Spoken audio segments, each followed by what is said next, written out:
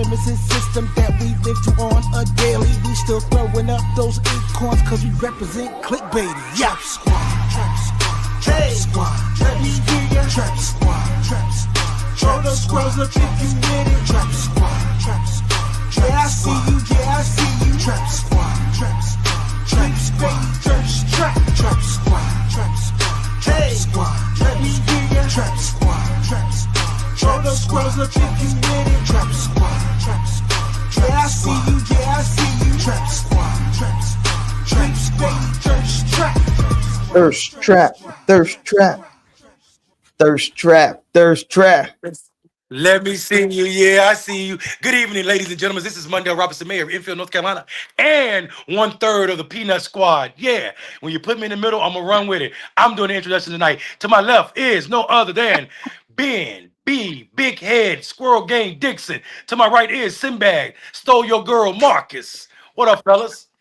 Hey man, what's up with your 1990 connection, internet connection? Man, listen, I'm in the country. I'm in the country, and I'm on my phone. There it is. Monday, But your camera look like stop motion.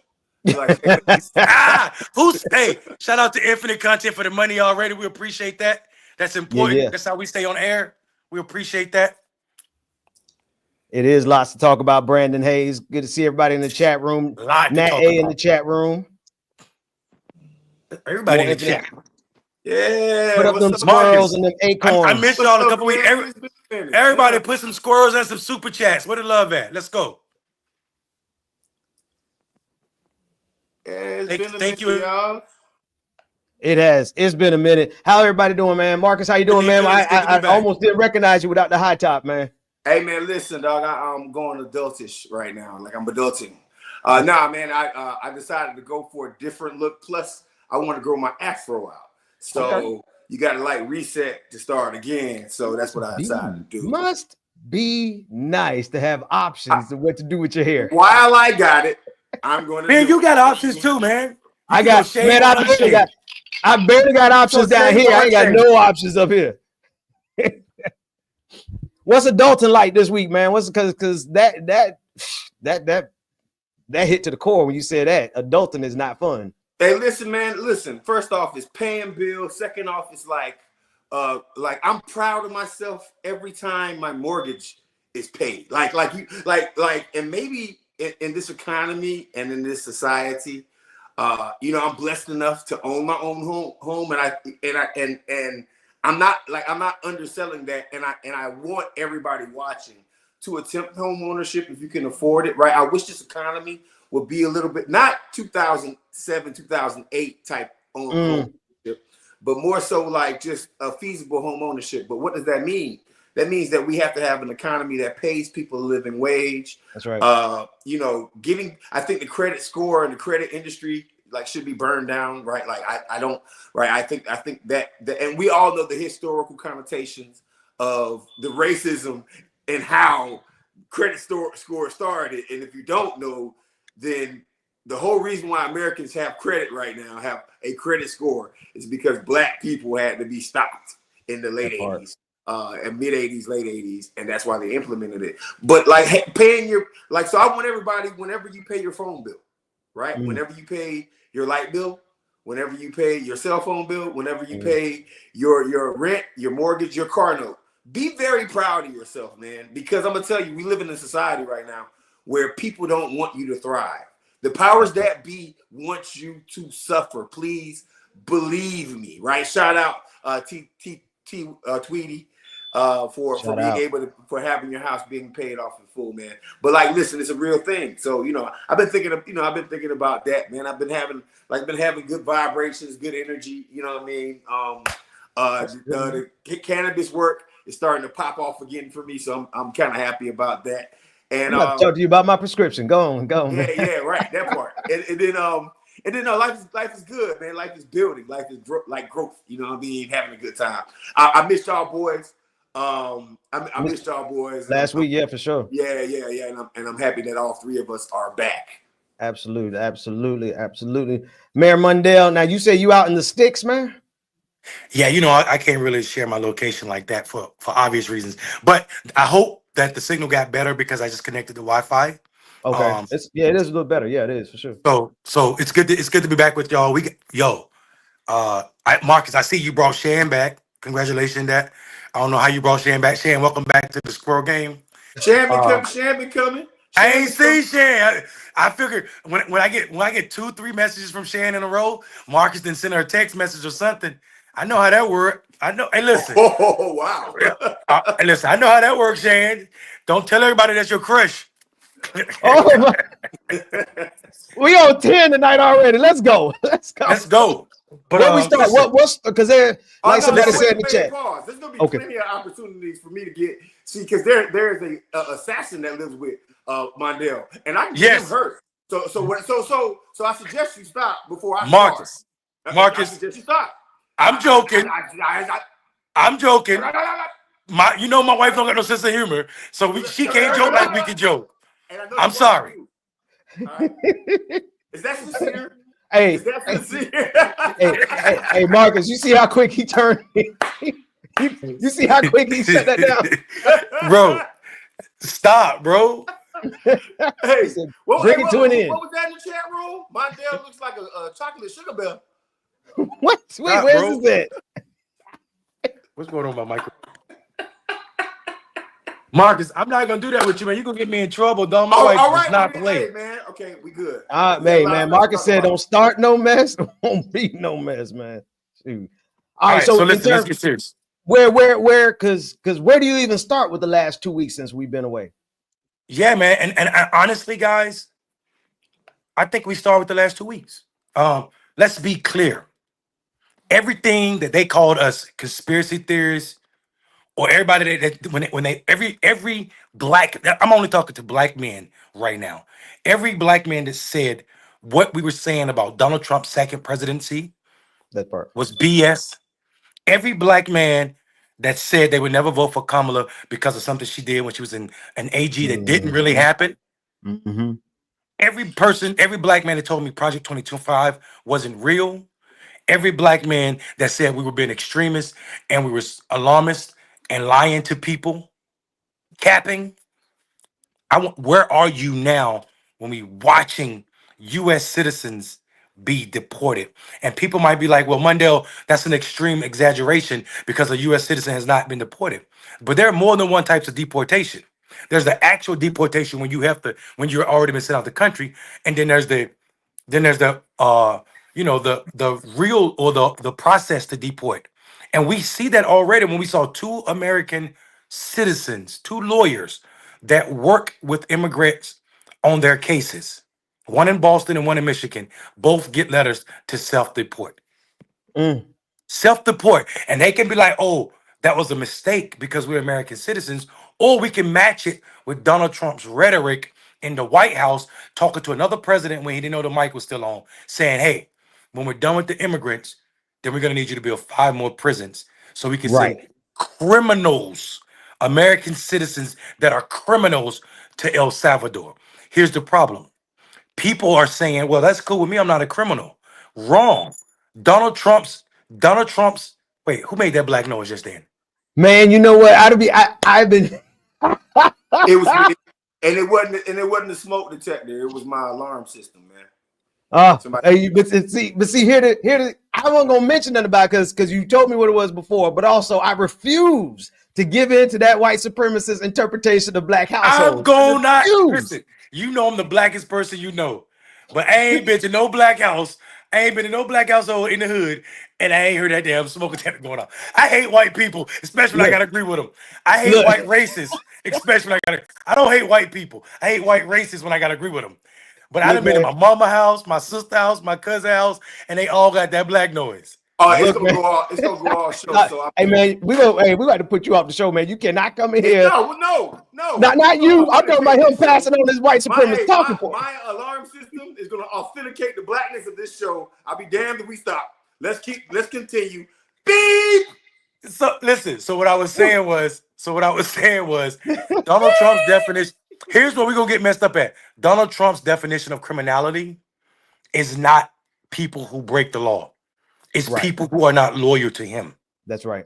Donald Trump has no problem with you breaking America's law. You can't break Donald Trump's law. I mean, Donald Trump himself broke America's law, right? That's right. That's Donald right. Trump himself, Donald Trump himself freed everybody who ran up in our Capitol on January 6th. That's not a problem for him. Might I remind y'all, because some of y'all don't know, 6 police officers are still dead.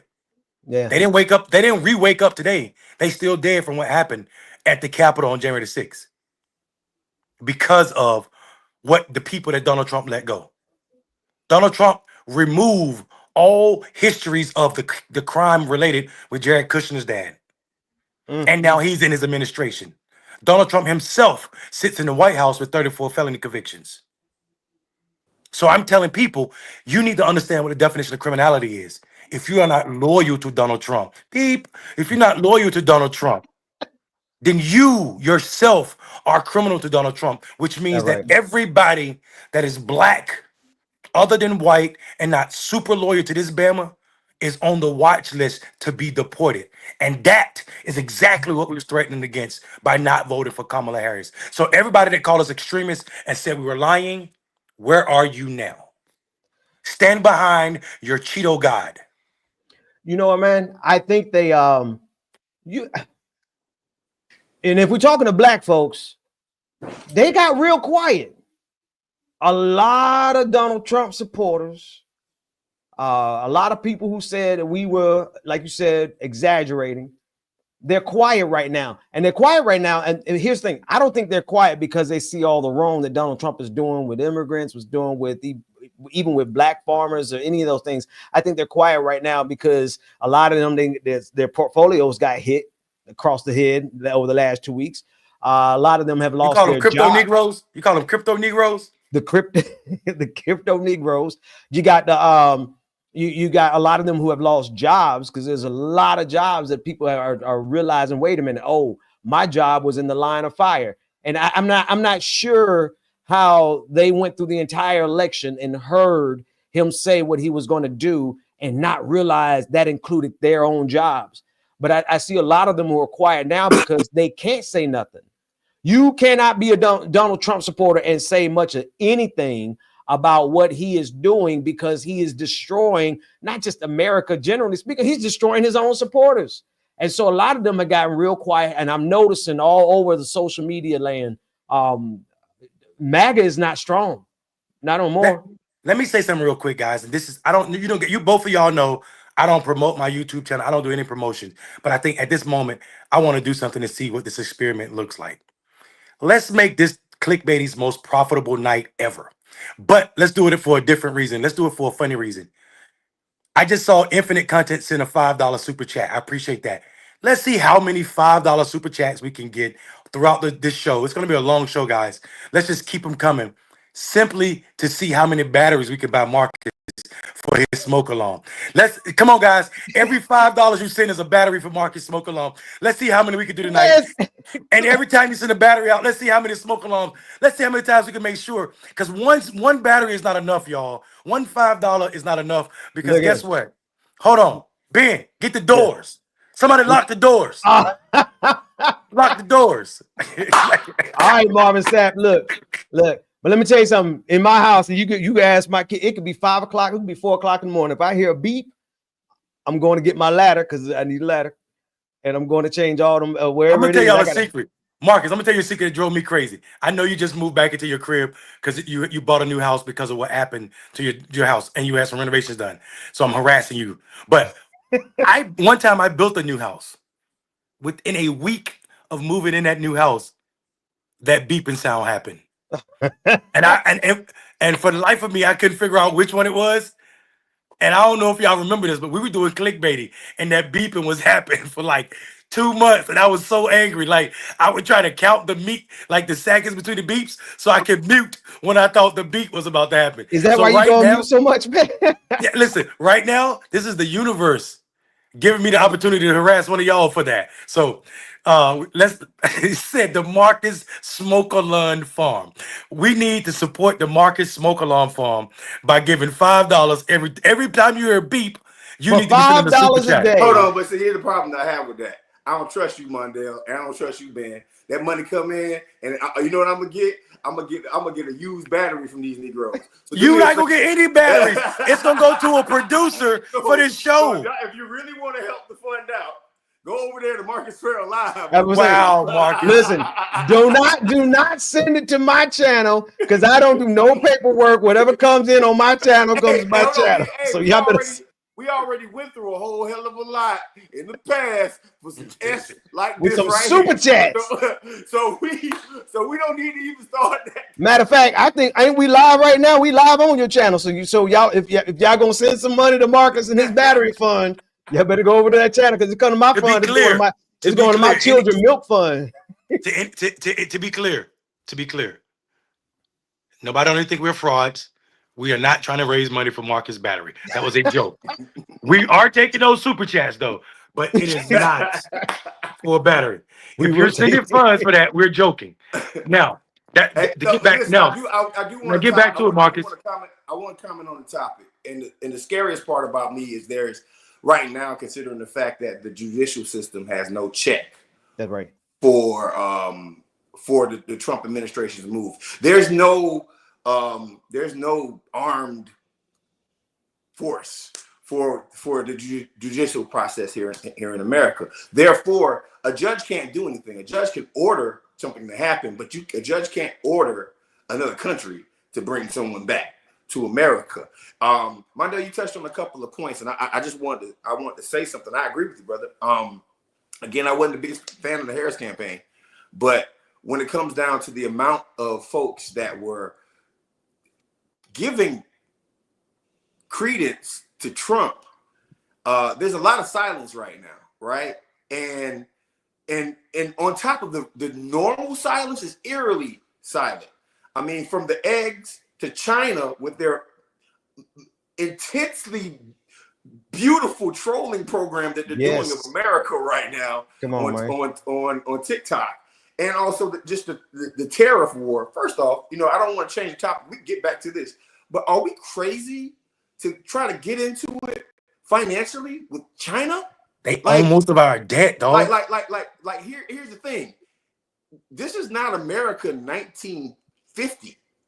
Our economy cannot mess around with China. Not only do they have better technology than us right now, right, and on every front, right? The Chinese, I don't know if you saw, ISO speed. The Chinese have glasses that translate as we speak. Like, they have glasses that translate so you can read what a person is saying to you. But more importantly, how they are trolling us right now. Just think about it. We are being made as Americans. Well, actually, I'm sorry. I'm not taking that one. I'm not taking that because I didn't vote for Trump. We are being made to look like complete idiots on the world stage. And if you think about it, from the work that China's doing in Mexico right now by building one of the biggest ports, bought the biggest port and expanding on it, from the work that China's doing right now in Africa, there's not going to be many folks left that are any other color besides white and a couple European countries that America can go to when we're messing around with China. So here's the thing. Trump is going to make us all broke. Yep. That's it. The dollar's going to be the Cuban peso. Right. It's going to be the Cuban yen peso, right? At this point, right? That we got to go a little bit further than that. But here's the thing. It is the caucasity of this fake ego that the Republicans have, and they have gotten so far into their bubble of making America great again, and we got power, and we got a nuclear bomb or something, or we got carriers, right? Let me tell you something. Outkast had a lyric that I'm going to always stick to, and it said, they got some that'll blow out our back from where they stay at, no homo. But I mean, no Diddy. But here's what I'm saying. They got technology that we cannot rock with in general, across the board. So whatever Trump is doing is going to make Americans suffer, right? And you can lie all you want to. You can stun online. You can stun on Twitter. You can stun on your little X channel when you go live and stuff like that. But all those folks who were actively pushing Trump. Now, I'm not saying the folks that were like, I don't like Harris, but I'm damn sure not messing with Trump, right? I'm talking about the people who were pushing, the black folks who were pushing Trump. You dug your own grave, jackass. Here's the thing though, and I agree with every word you said. It's on purpose to me. To me, his assignment has been nothing more than to destroy the United States of America. His assignment isn't to make MAGA rich. His assignment isn't to do anything other than devastate the United States of America. Because if you look at his moves, let me say this also. I don't think that they're moving without a strategy. People are looking at this and saying, "Oh, he doesn't know what he's doing." Hold on, Ben. Hold on, Pastor. Mm-hmm. You're moving too fast for the congregation. I ain't see no claps. I ain't see no hands. You need to repeat that last part. His assignment is to destroy the United States of America, and he's moving according to that syllabus, step by step. He is destroying the economy first, and he's doing it faster than anybody else could have ever imagined. He is right now. The who was it? Morgan Stanley, one of these investment firms has projected that we are going to have zero economic growth this year for 2025, right? Where we were supposed to have at least 3% GDP growth. We are now slated, because of his decisions on tariffs and because of his foolishness, we're slated for 0% growth. We are getting ready to go into one of the deepest recessions that this country has had. It's going to make 2007, 2008 look like nothing. And what's worse is that he's not going to bail anything out. He's not going to sustain the dollar. He's not going to sustain the economy, because his job is to destroy the United States of America, because he doesn't work for us. He still owes a debt to the Russian mafia that he has been in bed with for the last 30 years. There's plenty of articles on it, plenty of documentaries on it. You can look it up. Hey, hold on. Go ahead, Marcus. Go ahead, Marcus. On a personal note, both of you brothers, and most of Clickbaity Political Thirst Trap, knows that I have an exquisite Michael Jordan game. I have hundreds of Jordans, and I am so upset that I just found out that I can get a pair of Jordans for $15 thanks to TikTok right now. Hold on. That I want to authenticate. Marcus, you're stealing my thunder, dog. I mean, that was bad. No. Let me tell you what I'm telling you why you're stealing my thunder. I'm telling you why you're stealing my thunder, because you're a loyalist to the brand, because you support basketball. You also support sneaker because you're a sneakerhead, and I get that, and I understand I understand who you are, and also what authenticity means to you. But people really don't understand what you just said. That is the cost plus profit for a pair of Jordans. The real cost plus 50% profit for a pair of Jordans is $15. Nike is paying Chinese or Vietnamese people $10 for every pair of Jordan. Everything else is pure profit. So when Americans keep saying, "Oh, if you get your shoes from Jordan, or if you get anything from China, it ain't gonna be the same quality as America," you ain't paid attention to any stickers in your house on anything you purchased in the last 30, 40 years. Because everything in your house, that's right, especially your clothes and shoes, are made somewhere in Asia. Let's be clear about that. Yep. You see the system. Chinese households are not suffering from the fact that when we hear people say, "Oh, we're gonna raise the tariffs on China 145%," that's not everyday living for Chinese people. Chinese people can walk around the house and see everything never made in America. Nothing in their households came from this country. They're not buying American TVs. We don't make them anymore. They're not buying American rugs. They're not buying American furniture. We're no longer the furniture capital. Their soap, their toothpaste, it don't come from America. Everything in our household is Chinese made. And Americans are buying into this idea that he looks tough. He does not look tough. He looks stupid. He looks stupid. Here's the sad part about it. It don't matter what you call patriotism. Donald Trump will make white people eat it, and they will. That's right. In the same day, on the same moment they say something, he'll renege on them and make them eat it. Right? Not just to the people in his administration, but in general. Hold on, Mark. Let me finish real quick. Donald Trump, Ben, you said this, and people got to hear me. Donald Trump made the American dollar, or the bond, back in the American economy less sexy than the Greek bond. At one point last week, the Greek bond was more profitable or a more secure bet buy than the bonds back in America. Do y'all remember what Greek economy was Yeah, a few years ago, right before they the had to have their own coronavirus? bailout. Well, it was Do you so remember bad. that? It was so bad. Who refused to bail them out? It was Everybody, We covered this on they members Clickbaity of the EU, and people was like, "Nah, yeah. dog, we don't like Greek sausage that much." It was that bad. You understand what I'm saying? So here's my problem. Here's my problem. When you said they are not, you said this, and I try to get you to repeat it, and you gave them the whole context. I just want to hear that one line again. They are not moving without strategy. Oh yeah, no. And They are moving with strategy. Yeah. I'm gonna show you how smart they are right in front of our eyes because we're only they're only seeming smart because the majority of Americans are so stupid. Mhm. This is what they did and what they're doing. Donald Trump woke up after he told all his people, we're gonna crash the market. And he did it. Took stocks way low, 2 days back to back, consecutive days of the worst drops ever. That makes when things drop to the worst, that means stocks are the cheapest. Right before he changed his mind on the move, he go on his social platform, not Twitter.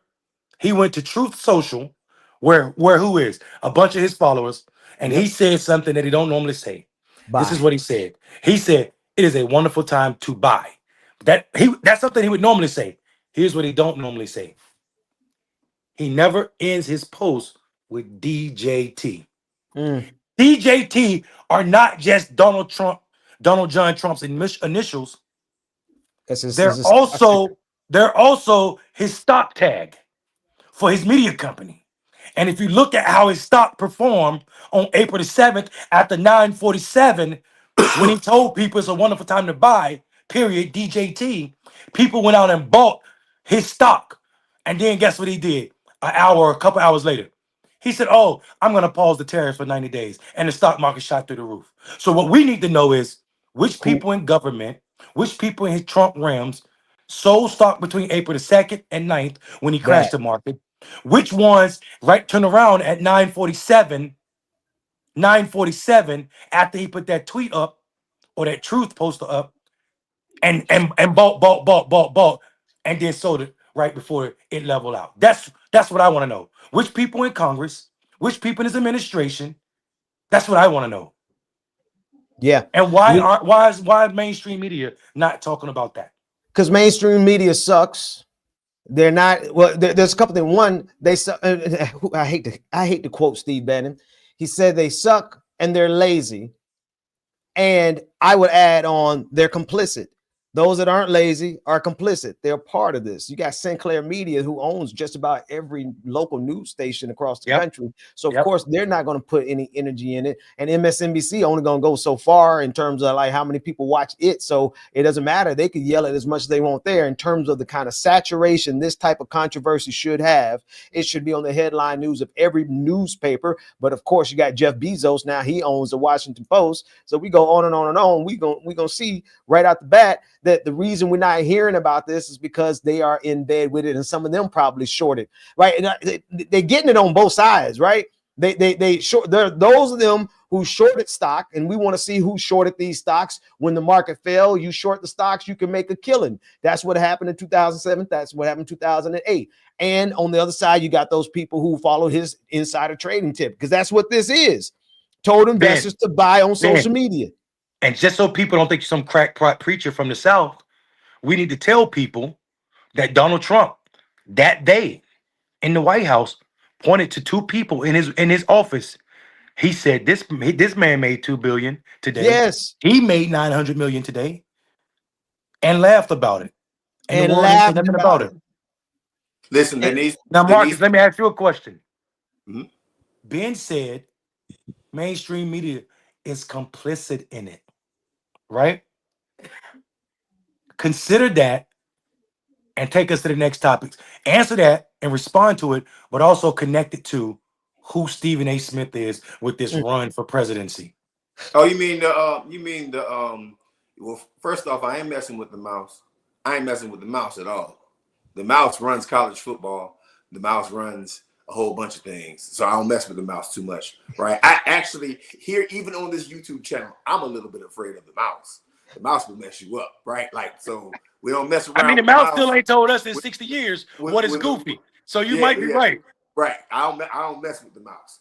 But what I will say is that we need to ban all of governmental official trading, right? Like point Yes. period, and they need to have a buffer for about 5 years for anyone, their family members, and also anyone themselves, also, and their companies. Really, they have to leave the boards of their companies for at least 5 years, if not just at least 2 years after they get out of office. This is a major problem. Yes, Disney, absolutely. The Yes, mouse. Disney. Yes, Yeah, Disney. yeah. The mouse.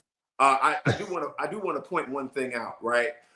This is a bipartisan problem, right? Because if we look at Nancy Pelosi, if we look at anyone who has been elected, right? I promise you, people made money in a bipartisan level across the board. So listen, these guys are in it for money, right? Now, I think that at some point we need to go ahead and say that whatever the minimum wage is for these governmental officials needs to be the wage for the same folks that are elected, if we go that far, right? But even more so, the trading, right? Like, you should not have a portfolio that you're accessible to. That's right. While you're an Say that, bro. Say that. Right?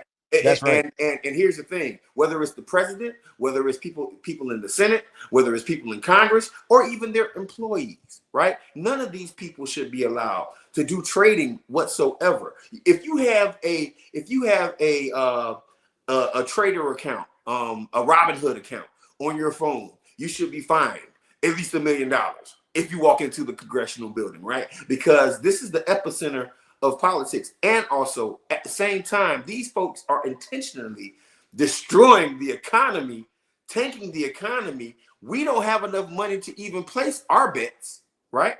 We can't place our bets at this point, right? I have a nice little Robinhood account, right? I'm not a poor man, but listen, I can't make $900 million in one day off of trading, right? Unless I get a penny stock. I get a Bitcoin stock for 0.0001 and it makes $5. Maybe I'll make a lot of money then. But how likely is that, right? It doesn't happen for us, folks. So yeah, at the end of the day, we need to ban insider trading, right? We need to have a buffer of time, and also the president.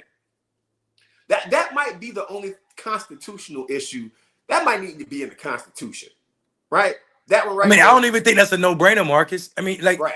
Honestly, though, the fact, and people can say, "Oh, we shouldn't be doing both sidism." Yes, we should, because the Democrats had an opportunity when we controlled everything, every branch, to ban insider trading too, and we didn't. So we need to say that, and I appreciate you pointing that out by calling out Nancy Pelosi, who happens to be one of the richest people in DC right now. What I'm saying though is, we've never seen on our side of the aisle market manipulation like what we saw from Trump. Go ahead and respond. Absolutely not. The only thing is, you're just as complicit if you benefit from it, right? Like, I hate to be like that, but like, if you don't call it out and you end up making a dime off of it, no matter what party you're in, then you are just as culpable as the president himself. And I'm Marcus, tell Ben this is what it means to have hair. Man. Go ahead, Marcus. Go ahead. You busy. Are you in the middle? You gonna interrupt the man's flow just to try to get a roast in? Yeah, and on Ben, you know he got a genetic condition. You gotta leave that man alone.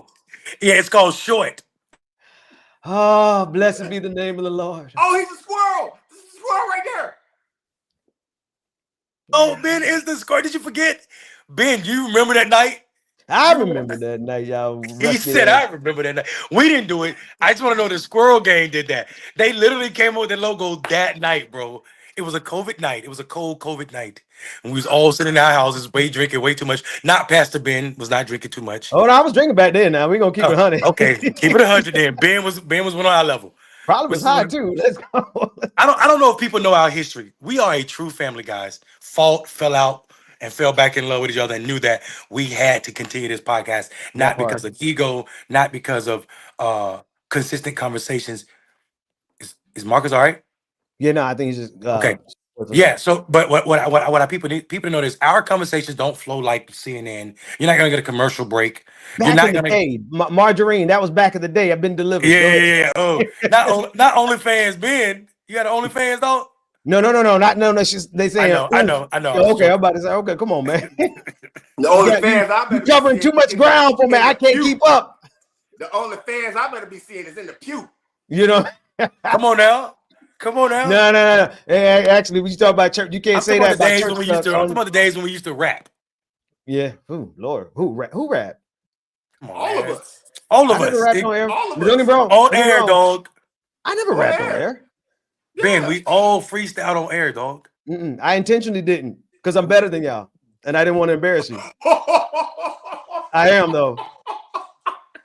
I am. I'm just Spit 2 bars, Ben. Huh? No. Spit 2 bars. I'm dropping a cut soon. So y'all it's coming. I mean, I got bars for days. I just don't. I mean, you're a don't. preacher, so I believe it. I mean, I've been a musician and lyricist for years. Yeah, I believe In it. studio producer for years. Go ahead. But listen, that people, Marcus, you miss people about the context of the mouse. So here's let me bring it in so you can then Marcus respond and then Ben jump in. Marcus, I mean Mondale. Well, Marcus, this is a roller coaster. Ain't it? It's like we keeping up with Mondale tonight. yeah. You want me to slow down? I'm going too fast for you, Ben. No, I want you to take your. Don't forget to take your Adderall next time. My man took his man tonight. I'm with him.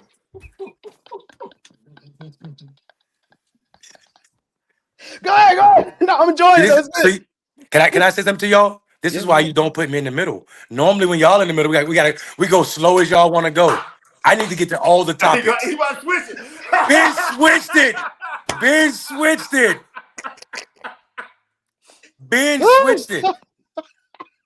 Ben switched it.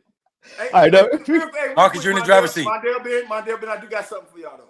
All right, what's up? Marcus in the driver's seat. Real quick, I have a newfound addiction for boots on the ground. Whoa! I got my boots. What are we doing tonight? I know the dance and all of it. Marcus. The men What is going on the men tonight? don't carry fans. We supposed to have a bottle in our hand. See, that's what the man. Whoa! I got my boots on the ground. Crack. Ben, you got your fans? Where them fans at? Well, first off, them rodeos, YNs don't show up, right? So you can literally have a great time doing your little dance. And nobody got a blick. And nobody got a blick out there. Not yet, right? Not yet. But as soon as they figure out that there's a lot of young sisters that come in, I'm pretty sure they're gonna come and try to throw their guns. Hey Marcus, every time they say where the fans at, they gonna be like, pow, blah, blah, blah. I want y'all to know that the fans think this is the funniest show ever. So when y'all put me in the driver's seat, it is. When y'all put me in the driver's seat, it ain't very strict like you guys, you librarians. All right, you back in the driver's seat. What you got? All right, if y'all don't know what I'm talking about, please go look up Boots on the Ground dance and do something different. Matter of fact, let me just pull it up. Stop standing in the club looking at each other. Wait. Are we gonna get the hold on, are we gonna get the channel in trouble? We might. Let me not pull it up. Let's not pull it up. You're right. They're gonna ban the episode. No, Yeah. But wait. It's a craze. I'm certain everybody in this you chat. can put the dance up with no volume though. That's true. Let me see if I can find. Okay. A little culture. Yeah, or you could do the ones a little. I mean, it's everywhere. Which one y'all? No, you just put it in. It's gonna come up. Just don't. Not choose all those of white them came. women. I'm saying all of them came up. Yeah, choose any of them except for them white women. I'm gonna get these black folks right here. They were doing it without soul, and it was scary. Who, the black folks? Not these black folks. No, the white folk. And we still love our white fans, but y'all need to stay out of our line dances. Stick to the boot We scoot stay out of boogie. y'all. We don't do the boot scoot boogie. Y'all kill it. No. We love seeing y'all do that. You do not see black people doing that Irish. Oh man, I thought it was on the screen. I'm over here watching by myself. Hang on. Wait, what is going on here? Oh, this is the whole thing. Ben, put the white girls on. Ben, you put the white girls on, Ben. Man, these are black. We're talking about. Can y'all not see these black folks? Now they got a white person in there. Yeah. Can we get one with some dirt under their feet? Okay, hang on. Let's see what else. Without a studio. Oh my goodness. We got a pocket today. I love it. Flat. Here we go. There you go. Here you go. This one gonna be funky. There you go. You see the fans? Ben, you can sneak a second in, can't you? Yeah, I can. Let's do it. Cut it up, cut it up. Cut it up, cut it up. Right there, y'all got it. Crack, That's it. crack, crack. You know what I'm saying? Marcus, that's it. I don't want to tell y'all this. I don't want to tell y'all this. I can do the dance, dog. I can too. I'm about to say we all better be able to do that, man. Okay, cool. Okay, you can't cool. go to a family reunion and not be able to do that one, man. That's a fact. It is the new electric slide, dog. That's right. All right, so back to the news. Just to let y'all know, Clickbaity Political Thirst Trap has culture and also politics. The reason I asked Marcus, Ben, you see the roller coaster? I'm seeing it. The reason I asked Marcus to talk about what Ben was referring to about media being complicit and also Stephen A. Smith is because we watch what was supposed to be the grown folk news, which is Sunday night news. This is not CNN, MSNBC regular news. Sunday night, the news this week is supposed to be where like a Walter Cronkite style news. We saw ABC, which is owned by Disney, the mouse, Right. which also owns ESPN, which Stephen A. Smith works. Get this man primetime news time to say that he is the best candidate for the Democratic nominee for 2028. Marcus, tell him what the hell is wrong with that. The problem is that Stephen A. Smith is not cultured enough when it comes down to the nuances of politics. Now, don't get me wrong; he's a very intelligent person. But is he?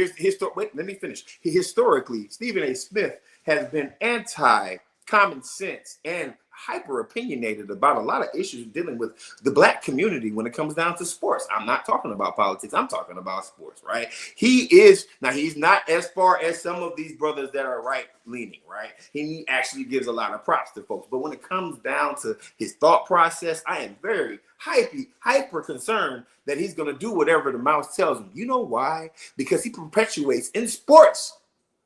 In sports, he perpetuates whatever the mouse tells him to do. For instance, every single time that Ja Morant gets in trouble for blacka, right? And by the way, and I saw this point online from someone else, but I got to repeat this point. Why are we trying to hurt a 23-year-old, 24-year-old brother's career for throwing bombs, fake guns, when we have Republican congressmen sending out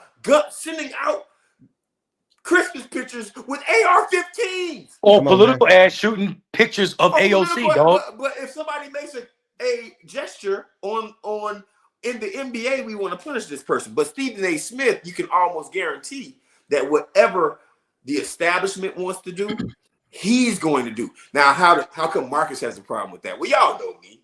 I hate the establishment with a keen sense. And if you think that Harris, or if you think that Biden, or if you think that Trump is going to be ran by some companies, where do you get a load of this guy right here? That's right. That part. Ben, can you put the point back up that someone made? I think it was Stephanie. I'm not sure. That said, don't buy into this. Hold on. I know, Marcus. I know. I want that point to stay on the screen. Yeah, I got one problem. The one that said it, don't buy into this, Ben. Yeah, leave that up there. I got one problem. We don't say to anyone, shut up and dribble. I want to clarify that right now. We don't say stick to sports. We don't say that because black people are nuanced. People are nuanced, right? You can have a keen eye for sports and you can have a keen eye for politics, right? We've all gotten into arguments on this channel about sports in the past. We've gotten into conversations about all types of things, right? So we're not going to say shut up and dribble to anybody, right? That's wrong. That's damn near racist, and that's damn near putting somebody in the box. What my argument is control. Who controls this guy? Who gave this guy the bag? Therefore, them folks that are in Orlando, Florida, are going to literally be running this country. And let me tell you something. Even though the relationship with Ron DeSantis was a very interesting one, and I did side with the mouse a lot of times when they went against Ron DeSantis, we do not want them anywhere near the White House. Yeah, that's a fact. So, but let me tell you why I wanted that point to stay up there. And this is extremely important. Jennifer said, this is a distraction. Don't take it serious. I'll tell you a distraction because there's a difference between a distraction and then also what we should be worried about. AOC and Bernie Sanders right now is a distraction with these rallies. Getting 20,000 people to a rally in Utah seems big to people. It's something that we probably couldn't do. But there are 300 plus thousand registered Democrats in Utah. More than 20,000 of them are super voters, meaning they voted in every election they've been able to vote for. So we should know that everybody that showed up to that rally was probably most likely, almost certain, a super voter. Them raising money to pay millions of dollars for rallies, including support, including written venue, including et cetera, all the things that go into one of those rallies, is a waste when we can spend that money reaching voters. That's a distraction to me. This is not a distraction, and this is why it's not a distraction. Because he's not taken serious in black culture, but black culture is not taken serious in our politics. If it was, we wouldn't continue to pay the same people who fail us epically. And what I mean by that is I got a call last night, can't say her name. She has a show on satellite radio, and she was distraught because she had just got off the phone with two Democratic insiders, and they're seriously considering that Stephen A. Smith might be our best option. Not with that line up. Not with that tape. Who did it, man? Tape, man. I mean, hold I ain't on, even got hold no on, hands. Mondale, So Mondale. hold on, Marcus. Let me That's crazy. because Ben, not with that line, not with that take, for real. Because it's scary for a lot of reasons, but also it just shows you that these people still didn't learn from the Jay-Z Beyonce concert in 2016 that it don't matter how famous the black man is, you're not gonna entertain the black male vote out. It don't matter how street you think a black man is with Lil Wayne and Kanye being afraid. Just because Kanye and Lil Wayne and those people show up to Donald Trump or for Donald Trump don't mean they can move the black male vote, because people don't understand or seem to continue to miss or choose not to understand that black men don't take talking points from any famous figure. That's right.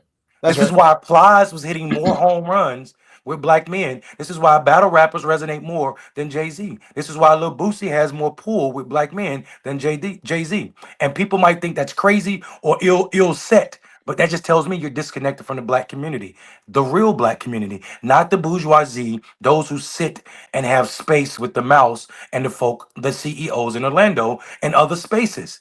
Here's my problem. In America, what we've seen to be true, the media will say things over and over again, and it'll become our reality. If we're not careful, Stephen A. Smith will become our reality in 2028. That's why it's so important. That's why it's not a distraction. We have something we need to defeat, and it's him. Yeah. Now, Stephen A. Smith, I think he's the problem, the only problem with Stephen A. Smith in the sense of, to me, he's easily beatable, he's easily stoppable. I don't think in normal situations Stephen A. Smith would be an issue for us to block. And here's why we should block him. Every reason that you all said. He's also an op. He has never been good for the black community. I don't care what nobody says. He's never had the black community's heart at interest, his interest at heart, right? He's always played this double role with Donald Trump. Let's be real. Like, he's talking in this clip, he's talking tough against the idea of Donald Trump running in 2028 a third time, talking about Constitution this, Constitution that. No. You played around with Donald Trump during this last election. You don't get to, you and Charlamagne the God, y'all don't get to turn around and be like super, you don't get to play the opposition when you were playing nice with him. Here's the only problem with Stephen A. Smith is Disney and the money that he has and the platform and the power that he gets through ABC because of Disney, through ESPN and the nonstop reach. If he actually had an operation behind him, he would be a problem because of his reach. But I don't think he's a problem in the sense of the black community or really anyone who's paying attention. It would be us going up against a media powerhouse. We wouldn't be fighting Stephen A. Smith. We'd be fighting the whole media infrastructure. No, but Ben, here's what you forgot also, Marcus. Y'all think about this. They're not going to do what Joe Biden did. They're not going to make South Carolina first, so black people's voice won't be heard. So if the mouse, Marcus and Ben, if the mouse takes Stephen A. Smith out to Iowa first and feed those corn huskers, this is a better option than Donald Trump, who stole all your corn, who stole your billion metrics of feet of soybean from China. All those customers gone. Stephen A. Smith with all of Disney money is a better option, and he done won Iowa, and then whatever state they go to second. By the time he get to the South, he's already won 2 or 3 states. so he can afford to lose 2 or 3 states. Then he go into the Midwest. So we got a viable candidate and somebody that wouldn't be viable if we don't shut it down. Simply Right now. because we believe, because you're absolutely right. To me, he's in the black culture. I'm not worried about the black culture. Right. Black people don't sell me out. If you look at the way we vote, black men are the most progressive men in this country. Black women are the most progressive women in this country. That's not my problem. My problem is what the rest of the world, what the rest of our allies do for us or do to us before we get our say. Mondale, if I may, here's something that we need to point out. Of course, the Democratic establishment is considering Stephen A. Smith. He's black. He has a major company behind him, and he takes money. And he takes orders very, very well. Not only that, but then if you consider the classical style of campaigning in the year of our Lord 2024 and 2025, Stephen A. Smith will be almost a siren when it comes down to celebrity endorsements. He will have every single athlete. He will have every single actor. He will have every single person that the Democratic Party wants to show up on stage to sell you Negroes a dream and to sell you folks a dream. He will be the number one person that can attract all these folks. Why? He's done the interviews. Why? Some athletes just will endorse him just to have a good review of the game, right? Why? Because, even I don't know about LeBron. He might have a LeBron problem. But besides that, I think there will be a lot of other celebrities that will come to his defense. We have to understand something, right?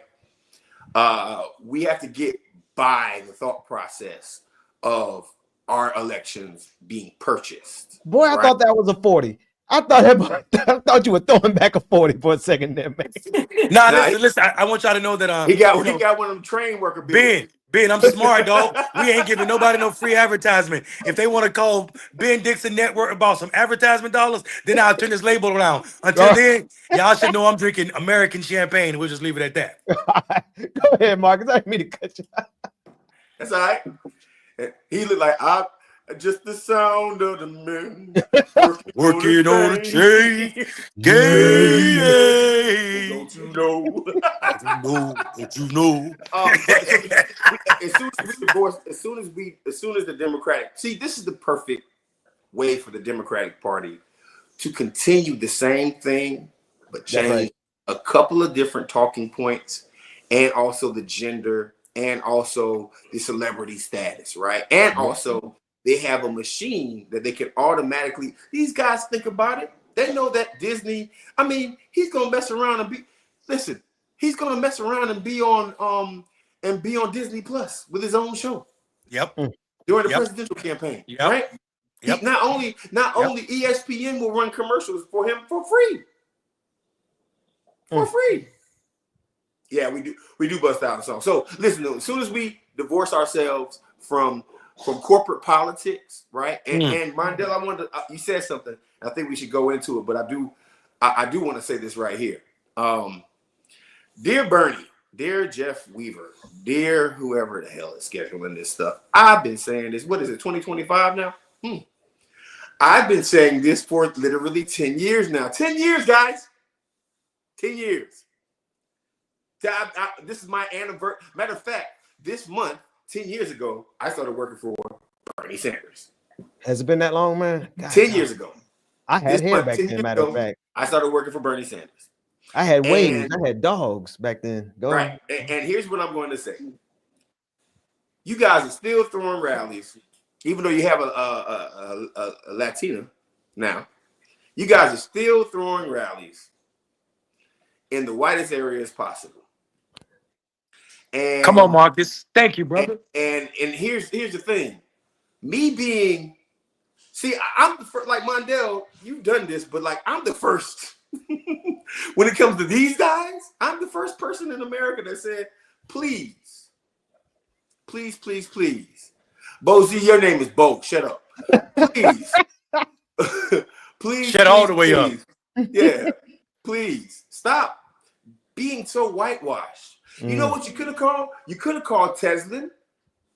You could have called Danny Glover. You could have called Marcus Farrell. You could have called even Nina or Killer Mike to set you up a nice little rally in Atlanta. Right? Not Killer Mike. Well, Mike can do it. Yeah. Mike can do it. Go ahead, right? Marcus. Yeah. He will do it, but Mike can do it. I don't care about the names. I'm talking about. you just saying get it done. Yeah, he definitely gonna do it. He can do anything for Bernie. But right. you should have stopped that, Nina. But go ahead. No, I like Mike, and I ain't gonna like Mike's helped me out. So I know. You love Mike. I know y'all family. I got it. So what I'm saying is very simple, right? Like, why are we doing these things in places that are not going to win a progressive or primary, right? Like, I can't argue with neoliberals when you don't show up in places that neoliberals cook. Y'all ain't cooking down here, man. And all you gotta do is show some love. Listen. All you gotta do, Bernie. Let me tell you what to do. You go and rent out. You're giving out free game. No, you go and rent out 2,000 hookahs. Marcus, they're never gonna pay. Marcus, they're never gonna. Hold on. I would not share that, Marcus. Listen. Marcus, I will not They're share. gonna I will use not it share and that not pay strategy. you. Exactly. They will not pay you. They'll just do it, and they'll call it the Turkey Fest. Don't do it. I mean, listen. Here's my thing. It's not even about pay, but you know what? You guys are right. But all I'm gonna say is 2,000 hookahs and a grass wall with some neon and some free mimosas. And guess what? At least your message will get out to people. It's called the nightclub ambassador program. But listen, Go ahead, Ben. I know. It sounds cheap, right? It sounds cheap, but it doesn't sound cheap. Like, but Ben, I want Ben to respond to something. Go ahead, Marcus. Because I'm gonna be the odd man out here. I'm still glad they're doing those rallies though. I don't disagree with what you're saying. Wait. Let me say this right here. There are no forget it. There are no voices out here, in my opinion. Ben, I agree. Like both of y'all capping right now. What I'm saying is, even to just galvanize and get the noise out and have some kind of, I think that's valuable. I think there's value in it. My only problem with the whole thing is y'all ain't doing it in the Black community. That's my only. That's my problem. I hold that same. I want to keep 100. It actually kind of triggers me a little bit because I'm trying to identify what are the things that trigger. Like when it get into your blood and you kind of feel it, and you're like something ain't right. It bothers me that I ain't seeing like Black folks, Jasmine Crockett. I ain't seeing like Black folks in the audience, let alone the stage. Like that does bother me. Did we forget who AOC became? I'm not even that impressed to see AOC out there no more, right? Exactly. So all that said, we need everybody need to be doing it right now. Everybody need to be out there speaking as loudly and boldly. I feel like I hear y'all. I feel like our problem is we protest in wrong moments. We lack strategy with our protest. And the protest that we're willing to do is performative. I feel like hearing both of you gentlemen, two highly erudite Black men, sit on Clickbaity Political Thirsttrap. Please like and subscribe to Political Thirsttrap. But hearing y'all right now in this moment say that y'all are not upset about these. I didn't say I would. I just okay. I said it. You were triggered. It triggers my blood. It triggers my Blackness to see how white it is. But I'm gonna tell you. But you good to see they doing action. You know who the churches for sinners, the hospitals for sick people. These rallies need to be for white folks who need to go and convert their cousins because their cousins. Ben, there's no converting cousins. They the very ones who voted for Donald Trump. All right. Ben, so I know you're a pastor. Need to be done in those communities. I know you're a pastor and you're also trying to preserve your status as an American citizen. But let me say it to you this way. Let me say it to you a different way because I don't want you deported. I don't want you deported. No, Donald Trump people are deporting everybody, including American citizens. So let me take the risk. This is how I'm going to give you an analogy. All right. Think about it this way. Think about it this way. If you were Democrats, and I'm assuming we're all progressive in our politics. I don't need to assume that I know that. We care about Black people, and that's the most progressive thing you can do in this country. That's right. That's the most progressive thing you can do in this country. We love Black people. Let me be clear. We love people, but we definitely love Black people. So here's my problem. You're taking resources, spending them in Utah for the sake of a TV ad or what it's going to look like. Bernie Sanders, Marcus said something at the beginning of his statement that proved my point. Y'all been doing these big white folk, all white folk rallies for damn near 15 years at this point, 10 years, right? Like, come on, guys. How many more? You're going to brag about 30,000 white people pulling up on a boat? Didn't y'all do that in 2016, 2014, 2015? 1492. Did 1492? Ben. Yo, I'm just you just let me tell you the I shirt. can't, you know what? And Stop. I'm if Marcus, Ben I just created can't a shirt. this Ben just created a shirt. Bernie Sanders rallies are like 1492. I didn't say that. Hold on. You said that. I love that, bro.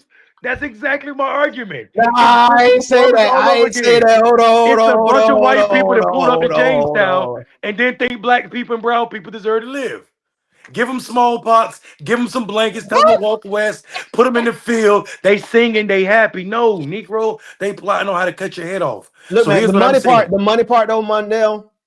Go I ahead. gotta So see the point. I can't say nothing about here's it. the You're problem, absolutely though. right. Here's the problem. But they're raising money. They're right. They're raising money They're off of these extracting rallies. resources. They extract exactly, brother. That's They're my point. extracting resources. And that's my So from problem that with this. If perspective, they were how paying much for do each of these, those? How much do each of those cost? Would you say oh like my a God. rally? That's Oh my God. Like, so you think about renting out an entire like stadium, a But listen, stadium. it's about $400,000 to $600,000 each. Man, each. we talking about Secret Service, we talking about lead team, all Yeah, this craziness right yeah. now in this climate. Hold on, Mondale. If I may, listen. Bro, you know how many doors you can knock on a Mississippi fam? You know what I'm thinking about is there's no evolution in this process, right? Like, and I hate to be like this, but to just sincerely hope that Americans finally get on board the Bernie train by saying sort of the same things and no evolution. Now, they're not, listen, there is some fair points to this, but the problem is geopolitically, actually, like the problem is if you situate yourself in the right way, the neoliberals are going to find their person eventually, right? They're going to find their person and they're going to run the same play, right? So what makes Bernie different, right? This time around, is it because he has AOC, right? Or is it because of whatever the situation might be with Bernie, right? Like what makes it different? See, my thing is this right here. Besides just having a Trump administration, which by the way, we've ran this program before, right? We've seen this before, right? So my thing is this right here. Bernie, you know, I should send him a text message. I know he reads them. He doesn't respond, but I've seen red on my text messages to Bernie. My problem is this. My problem is this. Wait, Marcus. Hold on. Because I want you to make your you know point. he old Mondale. Don't let him forget his point, man. My point. I need you to write your point down because you just triggered me, Marcus. You just triggered me. Hold on, wait. Let me just make my point, and then you can get into it. My point is this. At this point, and I've said this in articles that I know for a fact that Jeff, Bernie, Jane, everybody has read. They all read my stuff. Every time I say a word, I promise you they'll read it. My problem is this. At this point, for me personally, it's safe to say criminal justice reform. It's safe to say reparations. And here's why I say that. Because if Bernie gets 30,000 people in a room and he says, and it's time for Black Americans to finally get their just due for whatever, right? If he says that in front of a crowd like that, anybody walking out.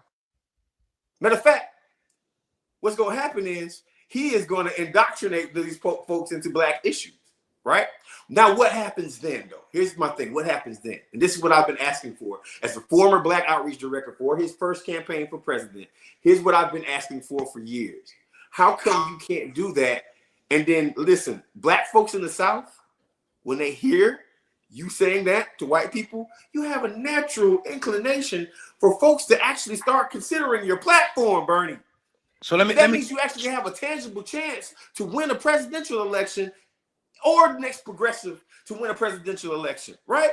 And here's the thing. No one can prove me wrong because when you say it, just like I say all the time, when Medicare for all, when Bernie started screaming Medicare for all, it was polling at the same exact number that reparations was. But after Bernie Sanders went around the nation and said Medicare for all, Medicare for all, Medicare for all, Medicare for all, He Medicare pushed for that. all, He pushed it in. guess what happened? Yeah.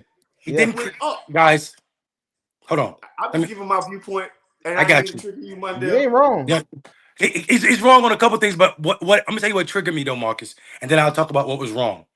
What triggered me is that laugh you did was not a real laugh. Like my mom used to do that laugh. No. My mom used to get sprayed with water hose. Hold on 1 second. Hold on. Okay. Oh, My you mom mean used to when get sprayed I with. read the red message? Yeah, dog. Yeah. Fuck yeah. Excuse my language. I'm in front of a live audience, y'all. So my mom used to do that same laugh when she was telling stories about being sprayed with a Mm, with fire hose when she was 8, 9 years old. And I mm. knew it wasn't her normal laugh. That Oh was no, not it's a Marcus. traumatic. Hold on, Mondale, it's a Hold on, traumatic laugh. let me It's get a to this. traumatic. I'm traumatized Yeah, by that yeah. I shit. mean, because No, Marcus, don't I get was no. there. We talking Marcus, about this. I was Y'all know there. Bernie Marcus, hold 2016 on. traumatized me. Yeah. So no. Let me be clear. It wasn't just him. It was the entire ethos and what they did, dog. And it wasn't just you. It was a couple black men that got sent out the blue in that moment from a few campaigns. And I remember what it was like to be in that space. And remember, their problem with Marcus is he said something about reparations. This is what the world is calling the most progressive candidate. And their problem with this guy who was going real hard for black people to get involved with this candidate is that he said something about reparations. Okay.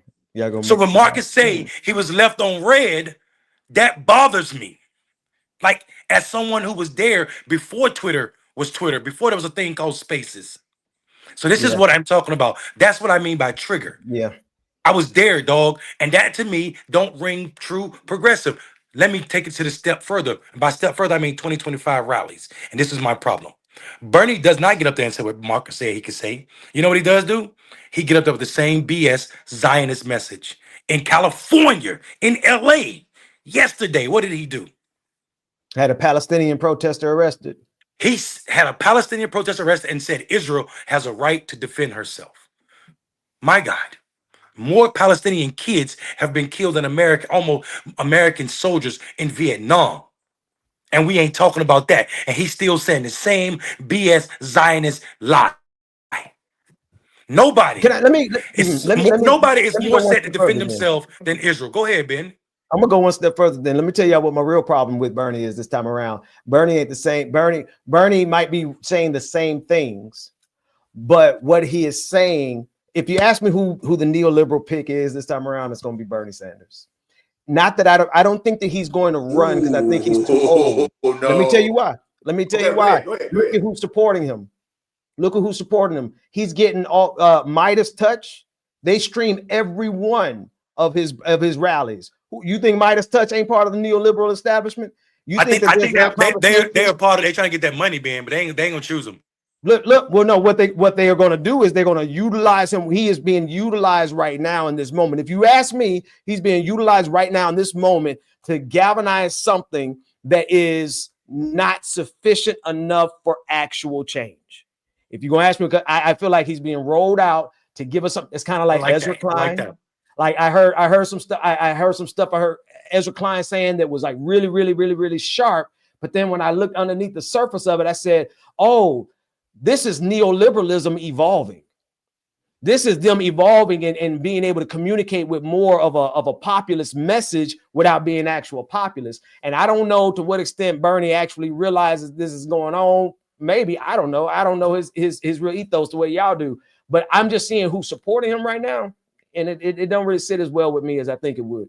Yeah, I appreciate that. I appreciate that analogy because I didn't think about that, like the mainstreaming of Bernie Sanders and what it looks like Yeah. in 2025. And you should write that op-ed somewhere, Ben, because that's a powerful state. Like that's the mainstreaming of Bernie Sanders right now. But what I think is, I I'm think Marcus triggered said right now. something. It really bothering me now. So wait a This minute. conversation.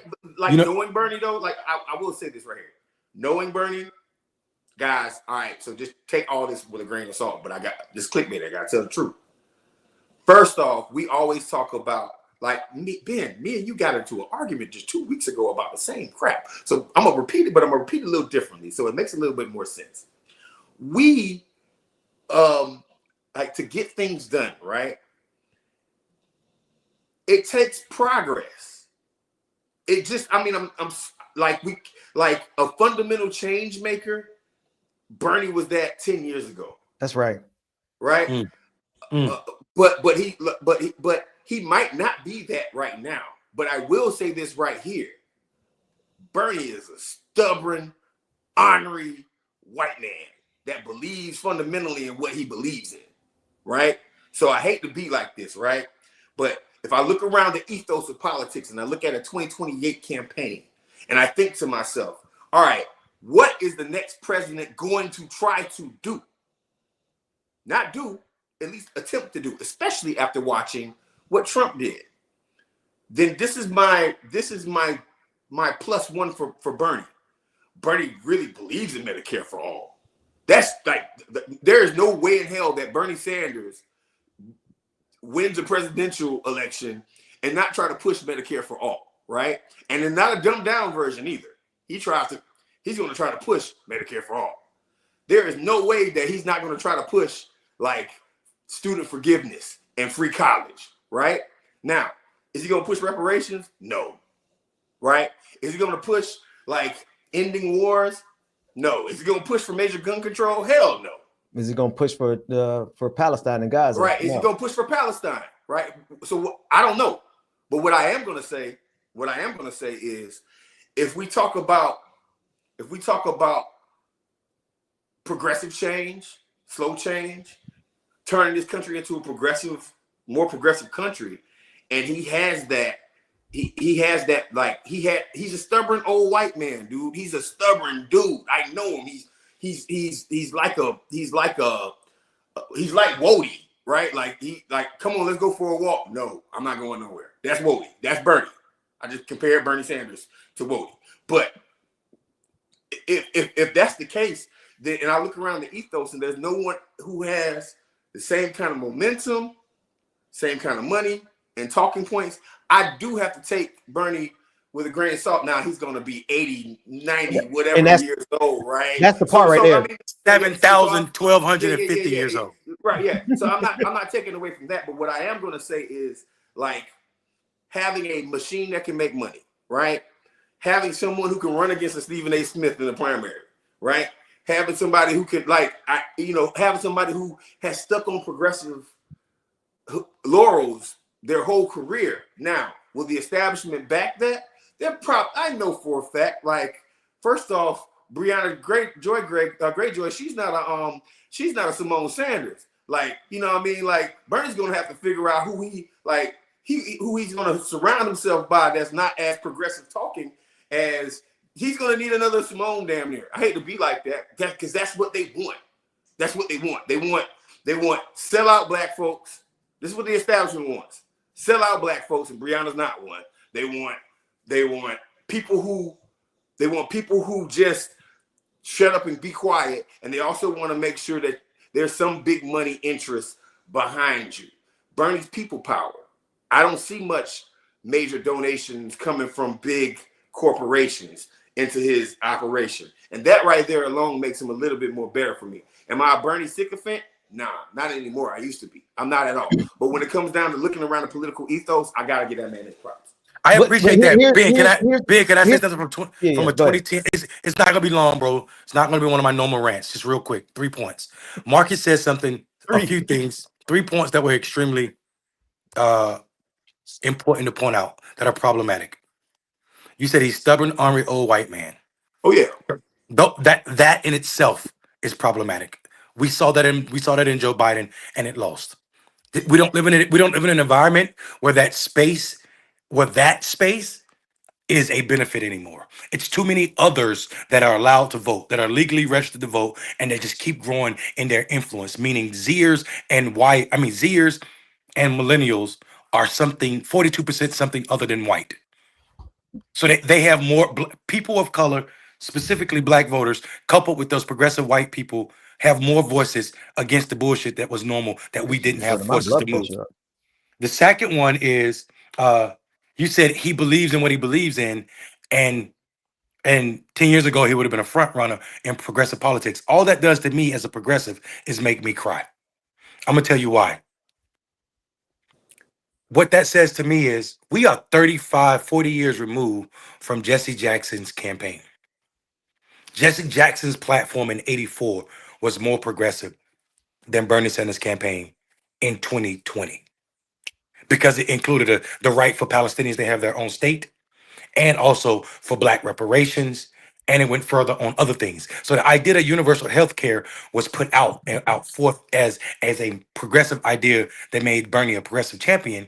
Just tells me that the progressive movement, we have no new ideas since Jesse Jackson's platform. And It that's was pretty scary good. for me. It was a hell of a platform, though. That's the It thing. was an amazing platform. You're not Yeah. lying, Ben. You're Yeah. not lying. So just to finish out, if 10 years ago Bernie wasn't where Jesse Jackson was, a Black man was in the 80s. He really is a stubborn old white man. Thank Anyway, you. Thank you. hang on. Let me say this though. I'm gonna start where Tin Man is with this comment. Please don't cut our only hope off at the knees. Shaking my head. Let me say this. I started off this entire conversation this evening saying that I actually still, despite everything that we've said so far, I'm still glad to see the momentum, the energy, if nothing else, for the pushback, like for white folks to not be scared to fight MAGA. And I think there's a value add to what Bernie is doing in that regard. Is it worth the resources that he's extracting that Mark Mundell has pointed out? I don't know. I don't know if it's worth that, because we probably could do I know we could do a whole lot more with that money than some rallies. I know that without a shadow of a doubt. But let me say this, folks, Bernie's not running in 2028. No offense, Bernie might not be alive in 2028. He's up there with Joe Biden. These are men on their last legs. And I think this is the promise that the Democratic Party, the neoliberal wing, is counting on. They know they could use him for energy right now. They know they could use him for numbers. They know they can get a machine that's going to be ready to go. And if they can slowly convert that machine from the inside by throwing support his way, every time they go out, what do they say? Oh, we have so many new people. Guess who those new people are? Neoliberals. They are infiltrating Bernie Sanders' camp right now. And I'm saying this as a Bernie bro. Now, let me say the last thing I'm going to say. If it ain't black, it ain't right. Hey, man. Like that. If it ain't black centered this time around, you are not prepared to do what needs to be done for the United States of America. Full stop. If you ain't, it goes all the way to reparations, but it absolutely starts with every issue that's important to black people. Every black politician that's out there doing the damn thing right now, from Al Green to Jasmine Crockett to all of them, and then some. If it ain't black centered, y'all ain't learned your lesson yet, because what's driving this stuff? White supremacy. He cooking. So if he can't come on board to blackness after all this time, then he ain't our hope. He's a facade. Listen. Listen. First off, Bernie needs to bring in his most progressive black person that supported him besides myself, and that is Nina Turner. Right? If you look at what Nina's saying online, if Nina ain't a part of that platform committee or whatever the hell, or just a national platform. My personal thing is very simple. I want a progressive that understands and lives black issues. I don't want no more. I think that's what Ben was saying. And I don't want nobody fronting on some progressive crap. I don't want no sneaky neoliberal. Ooh, I'm gonna support Israel, and let me take this AIPAC money on the side real quick, but let me sell you a dream. No, listen, I am sick of that.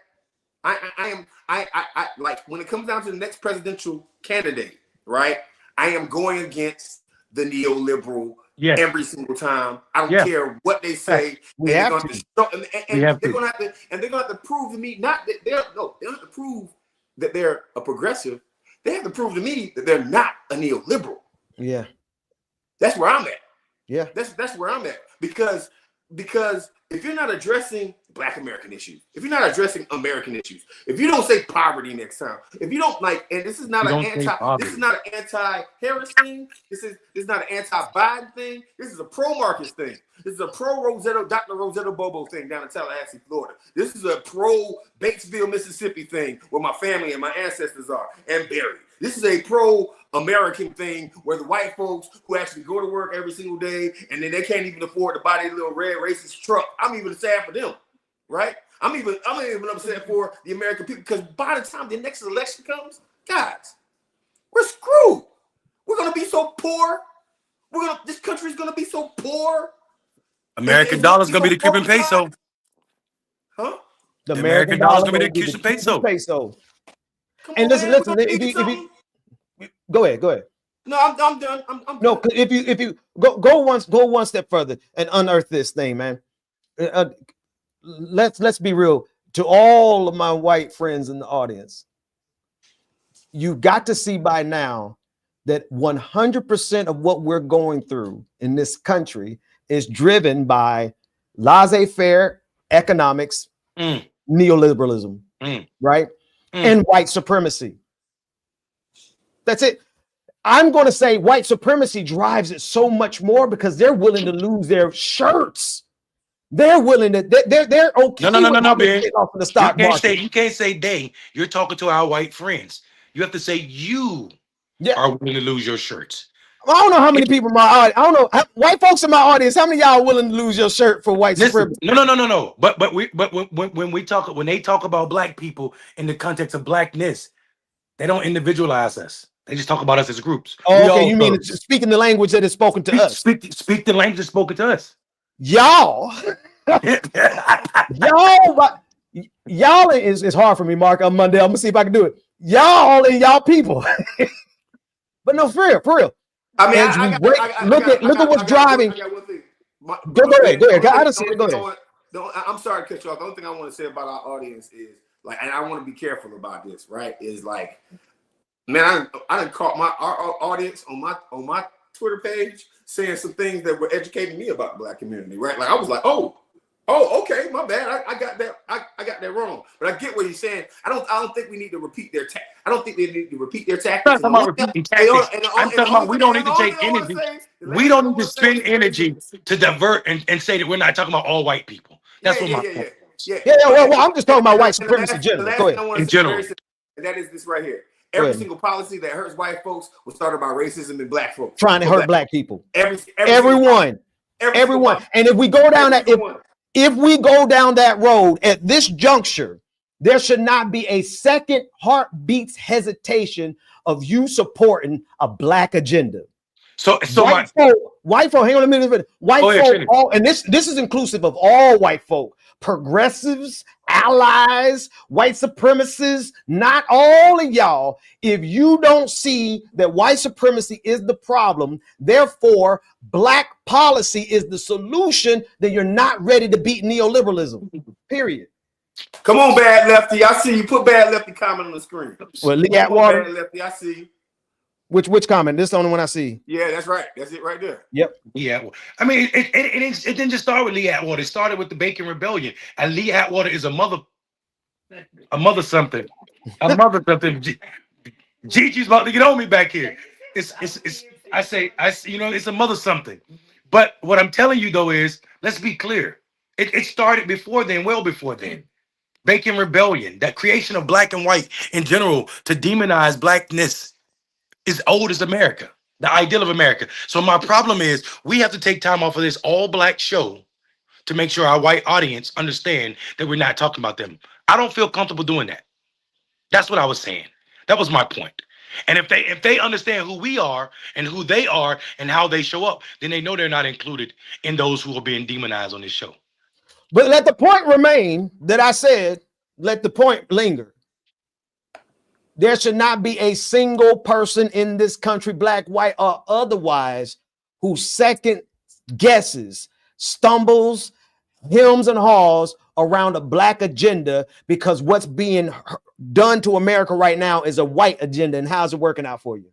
And I'm going to say it again because I think that's right. But I also think, especially if you are white, if you feel some type of way about that, you got to sit down with yourself and do the homework. You got to do the work that makes you understand why you feel the way you feel. Absolutely. But it's got to be it's that's the line right there. I think and I think this is what I'm feeling in the back of my heart whenever I see a Bernie rally. My heart is saying, my mind is saying, this is helpful against this current MAGA fascism to see this kind of energy. Now, my calculus, now that it's been updated for what you said, Mundell, now I'm like, I don't know how helpful it is, $600,000 a pop That go a long way in knocking on doors in any city across this country, right? So I'm going to sit back and I'm going to withhold that. But what really bothers me is that I still think that there's too many people on the Democratic side of the aisle that don't understand the real rub right now, which is a clearly anti-Black movement in this country. And if you're not willing to fight that head on with policy, then you are going to still get white supremacy, which is wait, and let me clarify that. Let me fix that. We don't have another chance. We right now, I don't even know we got time right now, right? They trying to suspend the Constitution right now. You know what I mean? But most certainly, you think if we get a neoliberal who is pandering and tiptoeing around white supremacy and trying to coddle white supremacy, you think MAGA ain't gonna come back with Hitler himself in 2032? You think we can play around? You think we could play around with neoliberalism and coddle white supremacy again after you see what these crackers are doing right now? Y'all out your mind. You know what's interesting, man? I think about 2016, and I think about when Saltines. I'm sorry, Saltines. I think about when he went to Morehouse, right? And when Bernie went to Morehouse, and hold on, pause. I'm gonna say this right here. A lot of people get this. A lot of people get that rally confused. That was the blackest turnout that Bernie ever had, right? And there was a lot more Black folks in that rally than people want to give him credit for. But I want to talk about something that happened that was different from every other time. That because I flew with him. I went around the country with him. What he did at that rally was. And I remember writing his notes. And it was like the only time where Bernie kind of looked at me and was like, bruh, you got some ideas for me here? And I was like, of course. Like, yeah, yes, I do. Because I heard bits and pieces of it, right? Especially if you consider the police violence that happened in 2016 and 2015, if you consider like just the economic recovery and all kinds of things. And I said, Bernie.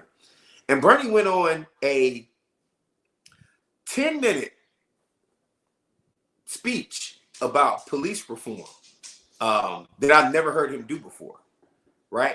And the Black kids in that room, they were feeling that, right? Whoa, stop it. Whoa. Leave that coming up for a while. Yeah. Go ahead, Mike. And the Black kids in that room, they were feeling it. So what I'm saying is this right here, and it's not a Bernie thing, right? It's who is going to present themselves as the nominee for us? Who is going to be that person, right? Who is going to not make me feel like I have to go to a rap concert to support a presidential candidate or go to their rally? Who is going to make me feel like I have somebody who understands my issues? Who is going to make me feel like if I take them to my barbershop that's right across the street from Ebenezer Baptist Church, right here in Atlanta, Georgia, you know that little strip mall, you know the barbershop, yep, right? Not that I go there, but yeah, I know it. Right across the street. We lost you, man. From Ebenezer Baptist Church. Who can I feel comfortable if they were my homie and I said, hey, this guy's running for president? Who would I feel like would make me comfortable enough to go into that situation? And be able to laugh. Flies for president. Hey, he know his policy though. Let me tell you something. That boy know his politics. Say what you want to. People forget that Plies don't really talk like that, and he has a college degree. And we were sitting in those cars recording those videos. He was creating consistent comfort for regular Black men. He wasn't showing off Bentley head stickers or none of that. He was just having a Black man conversation in the car, laughing and talking like they talk, reaching them. And the man was saying shit that was politically proper. I mean, precise, not just proper, but precise. That brother got an analysis. Back to your point, though, Marcus. That yes, and absolutely yes. And I don't see that. So here's what I'm honestly seeing, and I feel like what is happening is that creeping feeling I got coming up my back has reached out and grabbed Bernie too. But what I've been seeing happening since Trump has come in, is I'm seeing the part of the Democratic Party that should be dead. that should be dead because they consistently lose, because they consistently are corporate. My God. I see them morphing and I see them galvanizing in this moment. And I don't see us as Black folks having the resources. Morphing into what though? Can you explain that morphing into something just slightly enough different, just different enough to say, oh, we're going to do it differently this time, but it's still going to ultimately be neoliberalism. And then if we do that, this country is we're already like, I can't even say we're going to be dead because damn it, they about to ship us over to the morgue. Like we you know, they trying to resuscitate no. This is an old burial before they had embalming fluid. They had us in the dirt with a bell on our fingers, waiting to see if we're gonna pull that bell. If we gonna ring that bell from the dirt, dog. And when I see the people who are galvanizing power right now in the Democratic Party and they're moving and they're shifting, I mean, honestly, like, why is Joe Biden back on the road? Why is that was my thinking when I saw Joe Biden speak, when I saw Obama speak, when I saw if you are terminated or terminal and politically terminal means you can't run for office anymore. Barack Obama is politically terminal. Joe Biden is politically terminal. Why are you speaking? Go do what George Bush did. George Bush paint. Go paint. That man learned how to paint beautifully. Go paint. Go remake yourself as an idiot who paints and don't speak. You chose to be president. Now you get to be quiet for the rest of your life. We don't want to hear what you got to say anymore. That's what it should be. After you are president, shut up. And Barack Obama especially shut up. You learn how to be Black in a pool hole. At least go learn how to perfect the fucking shot behind your back. Trash boy. You said it. We didn't say that. These ain't my words. Y'all know this, Ben and Marcus. That man told us in a book that he thought only white people were going to read because he didn't know he was going to be president and that it was going to become national news, that he told the world that he learned how to be Black in a pool hole when his white granddaddy took him there in Hawaii, which is one of the states with the least largest Black population. Well, hey, Ben, I'm going off and I'm coming right back on. Let me in the room. All right, so Ben, what I'm saying to you is here's my problem with all of the Democratic Party right now in this moment. We are one, those of us that are not a part of the establishment are giving too much credence to what they want because you're spotting something, and you pointed out with the Midas touch and all of these people who cursed Bernie Sanders in 2016. And I didn't curse Bernie Sanders. I was actually at an org that raised $2 million for that dude. The first $2 million, right, Marcus? Or one of the first 2 million. Mm-hmm. But I'm an Elizabeth Warren Democrat, and I don't think people understand what that means. Someone who's I'm a nerd. I'm a nerd Democrat, right?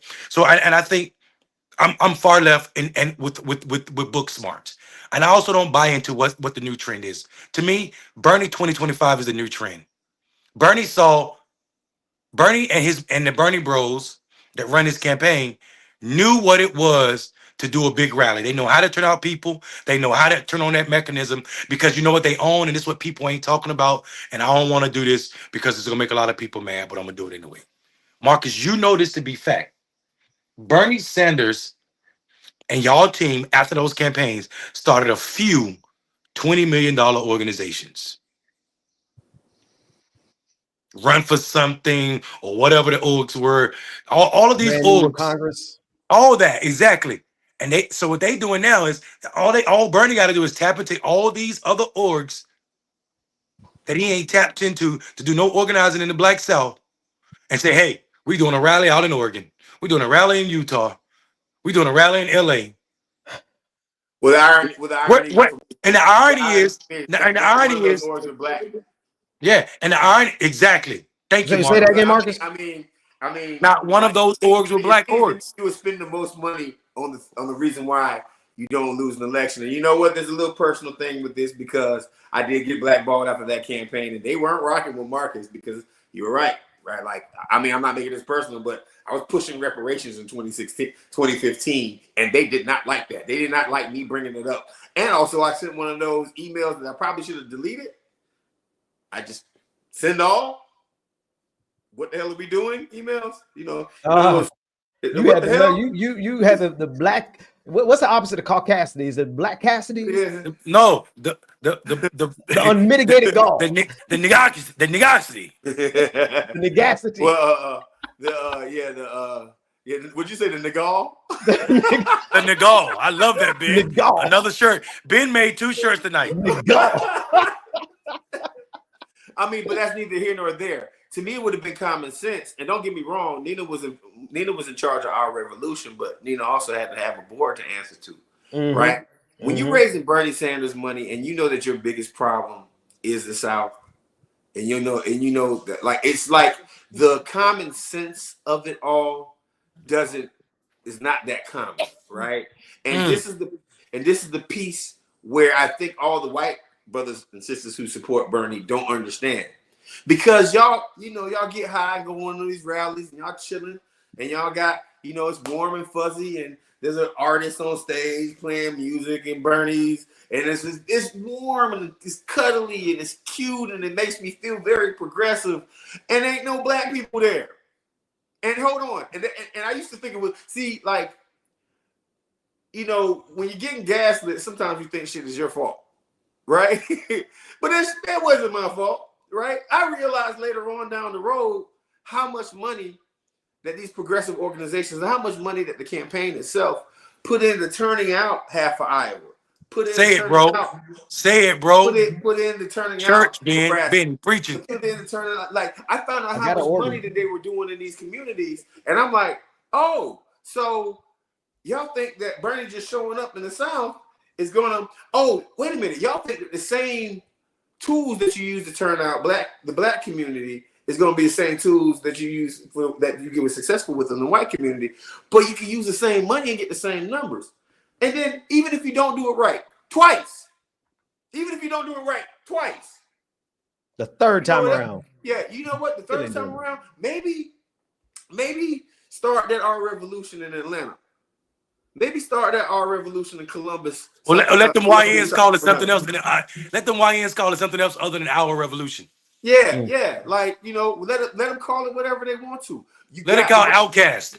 So LLC. But here's the thing though. What people don't understand, and Mondale, you understand it better than most politicos, is that all you gotta do is start anything in Atlanta.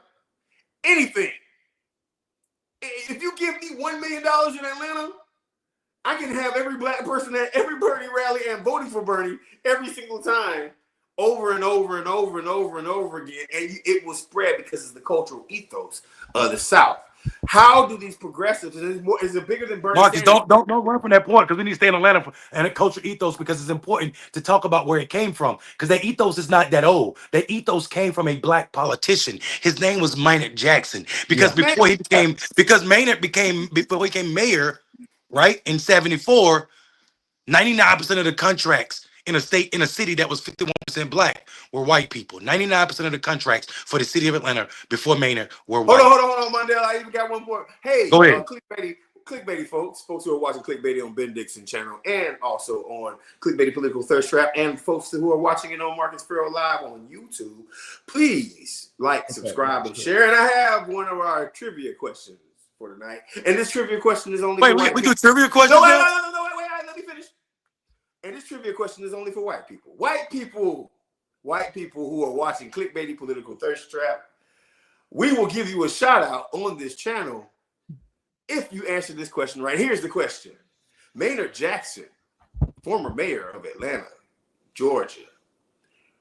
What is the largest thing that is named after Maynard Jackson? Well, Marcus, I'm glad that you asked that. Somebody in the comment section got to know that. Somebody in the comment section got to know that. That question for me right now in the chat room. Let me see what you got. We can move on later on. I need to. We're not giving them Google time. You got to answer that question in 2 seconds, or we can move on. You got to answer it within the next 5 seconds. 4, 3, 2, 1. Oh, the largest airport, the most busiest airport in the world, is named after that man. Jackson International Airport. It's actually, Marcus, it's funny that you said that trivia. I like that trivia thing. You should do that often because today they was literally just released the results that Atlanta is, as of today, the most busiest airport again in the world, beating out Dubai and then next Dallas, Fort Worth. So it's funny that you did that. But what I want people to understand is this is my problem with the Bernie ethos, bro.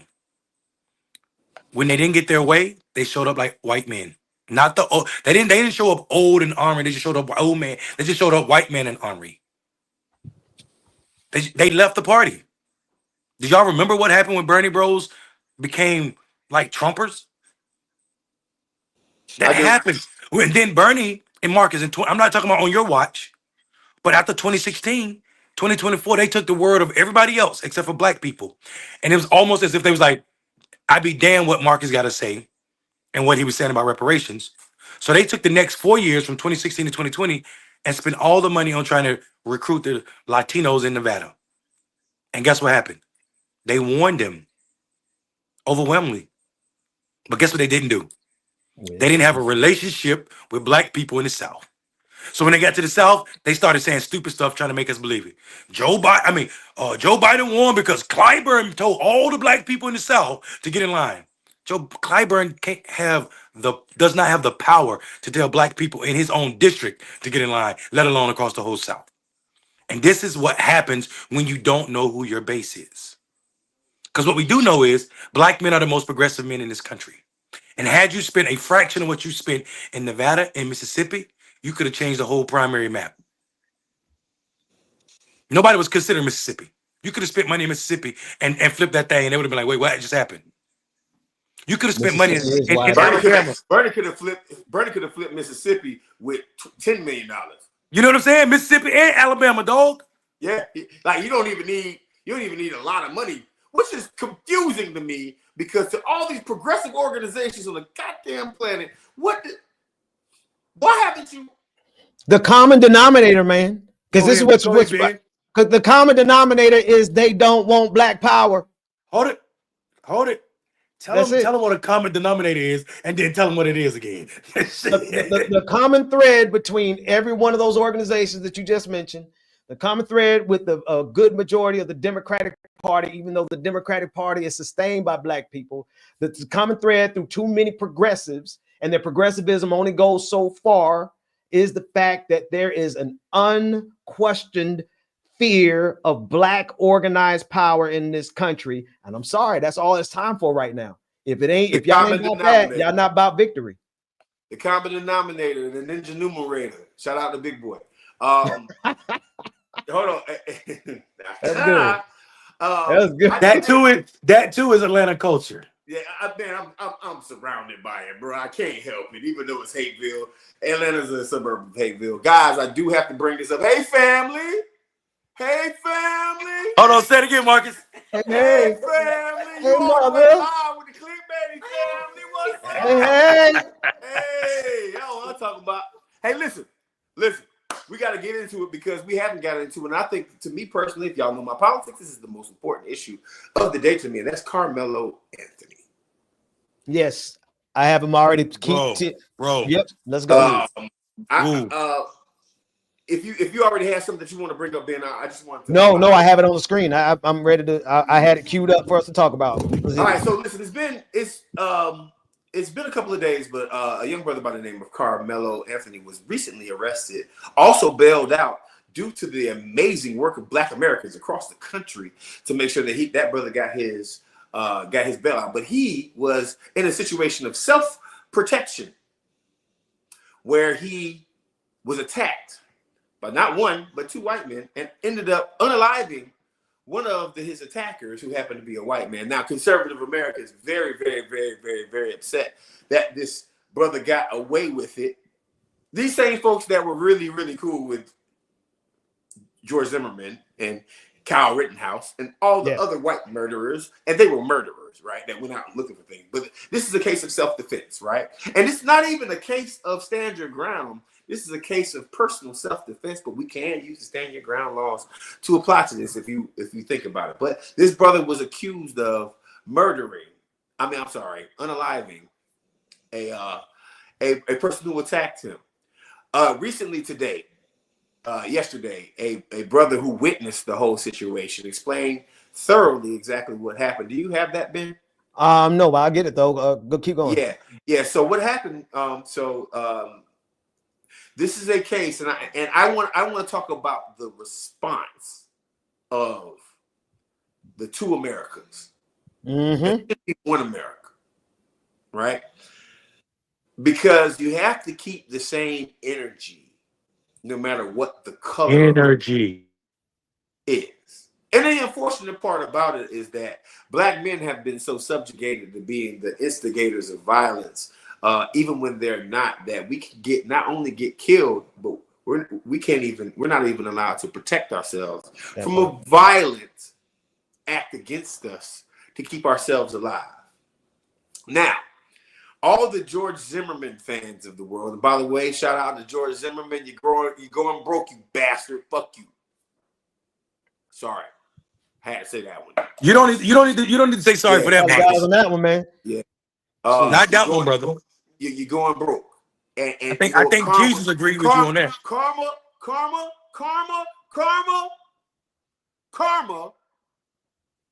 knows everybody's address. Talk about it. And karma always taxes a 25% interest, you bastard. When it comes down to America, when it comes down to Marcus Farrell's policies, police accountability is one of my biggest things, but violence against black men are definitely one of my things because I want to see my family alive. Shout out to Jonathan Farrell. My first cousin was killed by Mecklenburg Police Department. We can't protect ourselves without the same people who gave props and raised money for Kyle Rittenhouse and George Zimmerman to not only get out of jail for free and he gets his gun back, but to live the life of luxury until they mess their money up. But when the same exact situation happens to a black man where he's protecting himself,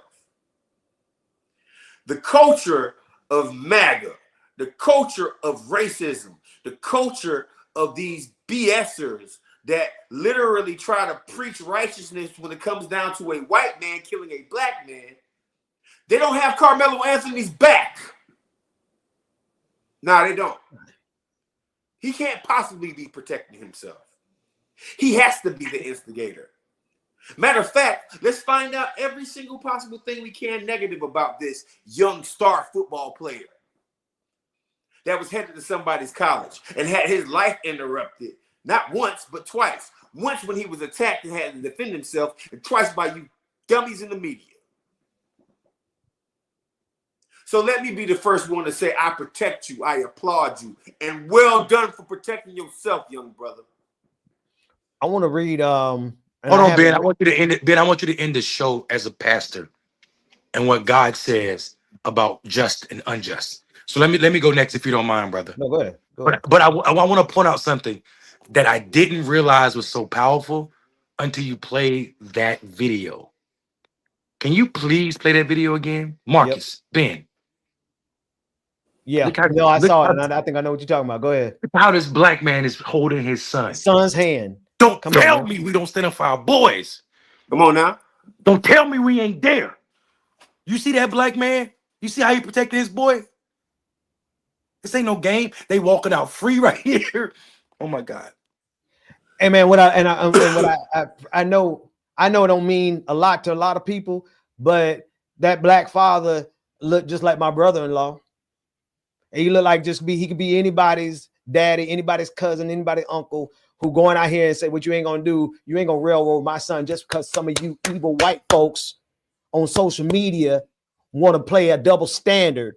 And you want an America where a white man can kill a black man who's begging for food on a train in New York, Jordan Neely. You want an America where Daniel Penny can kill Jordan Neely and call that self-defense, and a young black man can't defend himself against two attackers.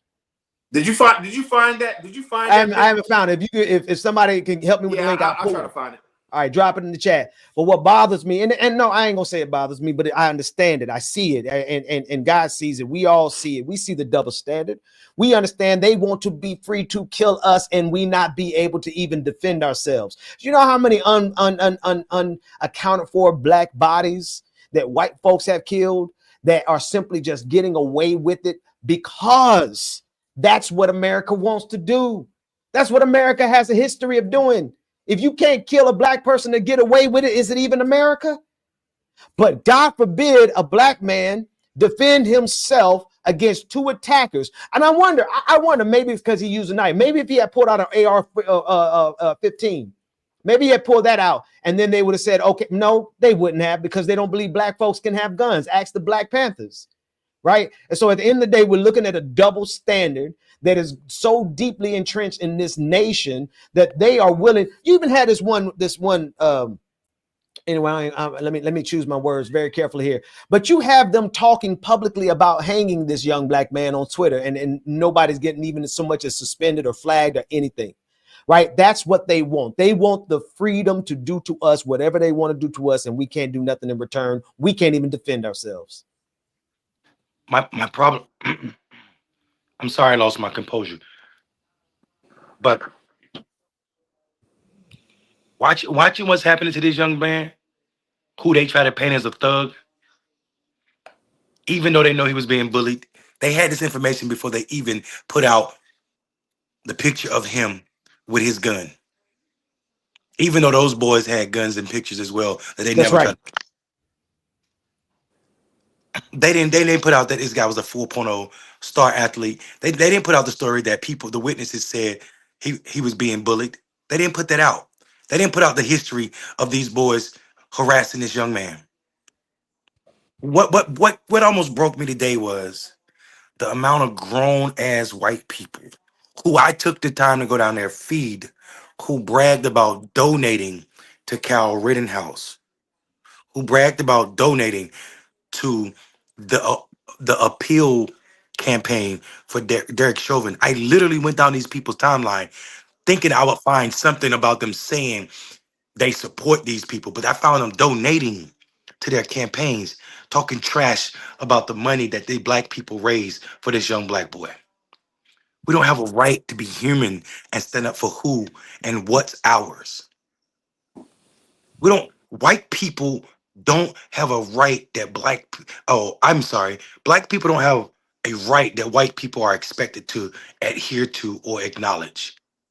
And every time we show them that we are beyond what they think they can make us, they're still willing to do and what they're trying to do to this young man.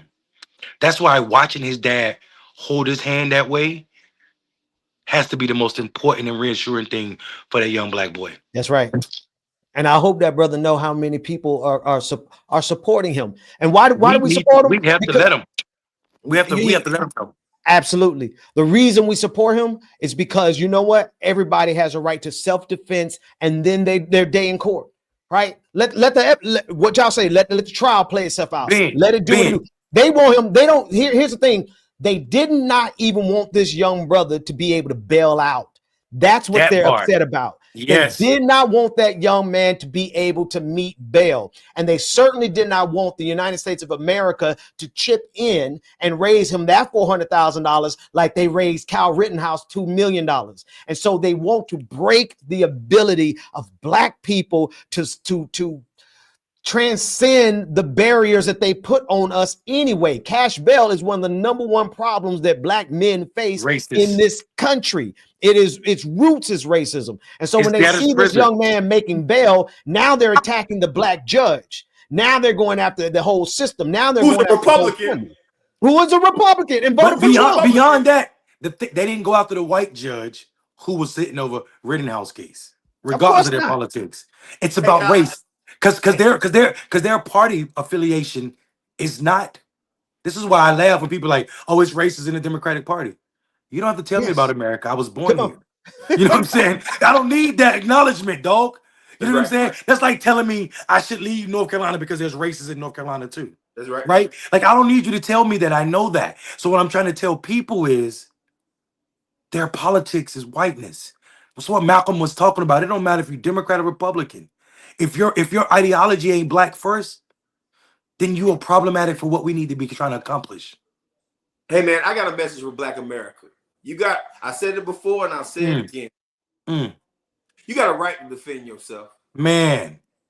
Listen, and I don't care what anybody says to you. I don't care if somebody's trying to take your life and you are in the right to defend yourself. Don't worry about a Twitter post, worry about tomorrow.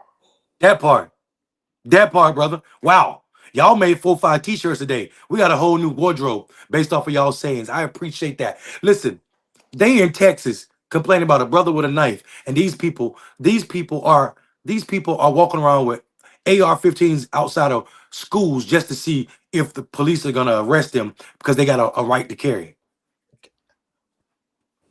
And see, let me say something. You're right. They upset now because one, the family's having to move. So now they're saying, oh, they're using the money to buy a house. No, they're just moving to another location, whether they're buying it or renting it, whatever they have to do. They're doing what they have to do to protect their family. Honestly, I don't care if they were buying a brand new house for all those donations. Well, no. But let me go down. But what I'm saying is they're having to move because his life is under threat. That's right. They're having to spend money on security Yeah. because his life is under threat.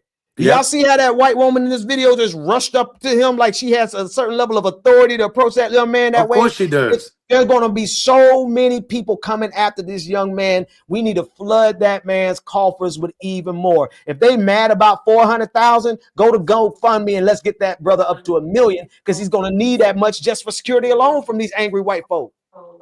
They need to move to the southeast to the 7th or 8th ward in DC. And I promise you, that young man have a great life. And them white boys ain't going over there. That's what we need to do. And Marcus, you said you had a message for Black Americans. I got a message for Black American men. Be that dad. That's right. Be that dad right there. That right there. Yeah, that part. Let me tell you something, boy. Let me tell you something. God bless that black father right there. Man, that's how I want to see all. That's how I would defend my son. Damn right. You think I'm gonna abandon you think I'm gonna throw my son out to you wolves? To you devils? You dire wolves. You extinct species from 13,000 years revoked by science and white supremacy. You dire wolves. I want to dire wolf. No. No, Marcus. No, Marcus.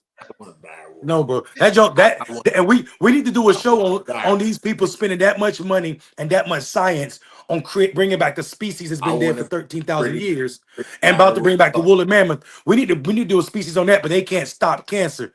We need to talk about that, but not right now because what stop me from getting my dire wolf. Okay, Marcus, I'm gonna let you know right now. There are 3 of them living. They're gonna make 6 of them. They're in 2,000 acres in some undisclosed location in America, which might be, from what I see, Washington D.C. at the Capitol building or the White House, judging by Marjorie Taylor Greene, Donald Trump, or his press secretary. Yeah, they're gonna dire wolves. Put a chain on either one of them. We're gonna recreate Game of Thrones, man. I want to dire wolf. Yeah, hold on. Go ahead. Matter of fact, see that I don't like. When it comes down to these animal species and them bringing back these genetic things, look, I do think we do have to have a serious conversation about exactly what you just said, right? Like, unless you make a mini woolly mammoth that's keepable or something like that, so the girls can put them in their purse. I don't think we need to be bringing them back. Marcus, you tripping, dog? What is wrong with Marcus? Marcus talking about this man talking about making a retail version of the woolly mammoth. Like a Birkin bag woolly mammoth. A Birkin bag woolly mammoth. But it's gonna be made in China. Hey, in order to be a real Birkin bag, Marcus stole my punchline. I guess you have to have a made in China sticker. Damn. But it also lets me know that we still can throw alley-oops. I appreciate that. Gentlemen, thank y'all for giving me the driver's seat. Y'all need to keep up. Put your skates on, Ben. Put you back in the middle. Listen, I went offline to fix my battery. It looked good. And, hey, that boy called Postman. Hey, we can't do that segment. We can't do that. None of these black segments with that beefing going around, man. We appreciate that. Let me tell y'all a secret. Sometimes Marcus is being light-skinned. Sometimes I'm being grouchy, old man-ass black man, crusty, Uncle Will. And sometimes Ben let us do. Sometimes Ben let each one of us do it. Sometimes it's both of us doing it. It don't matter. All the time we're Clickbaity political thirst trap. That's right. That's right. Ain't shit you can find on Al Gore's internet more black and more political than what you just spent your last 2 hours watching. We are Clickbaity political thirst trap. We are the pulse and understanding of our communities. We are unbossed, and not for Unbothered. sale. Oh, unbothered too. I love y'all, man. Love you more, brother. You too, Marcus. Love you, brothers. Peace out, y'all. See y'all next time. Let's hit this music. Trap squad, trap squad, trap squad, trap squad, trap squad, trap squad, trap squad, trap squad, trap squad, trap squad, trap squad, trap squad, trap squad, trap squad, trap squad, trap squad. Hey, clickbaity political. Yeah, thirst trap, trap squad, squirrel squad. Our mission is critical to speak the truth to the masses. Yeah. We here for the fight. We ain't started, but we here to finish it. Sick and tired of seeing the privilege. Take advantage of the weak and the innocent. So we let a voice be heard. Every single weeknight, unapologetic. Black people, despite this white supremacist system that we live through on a daily, we still throwing up those acorns cause we represent clickbaity. Trap squad, trap squad, trap squad. Let me hear ya. Trap squad, trap squad. Throw those squirrels up if you with it. Trap squad, trap squad. Yeah, I see you, yeah, I see you. Trap squad, trap squad. Trap squad, thirst trap. Trap squad, trap squad. Trap squad. Let me hear ya. Trap squad, trap squad. Throw those squirrels up if you with it. Trap squad, trap squad. Yeah, I see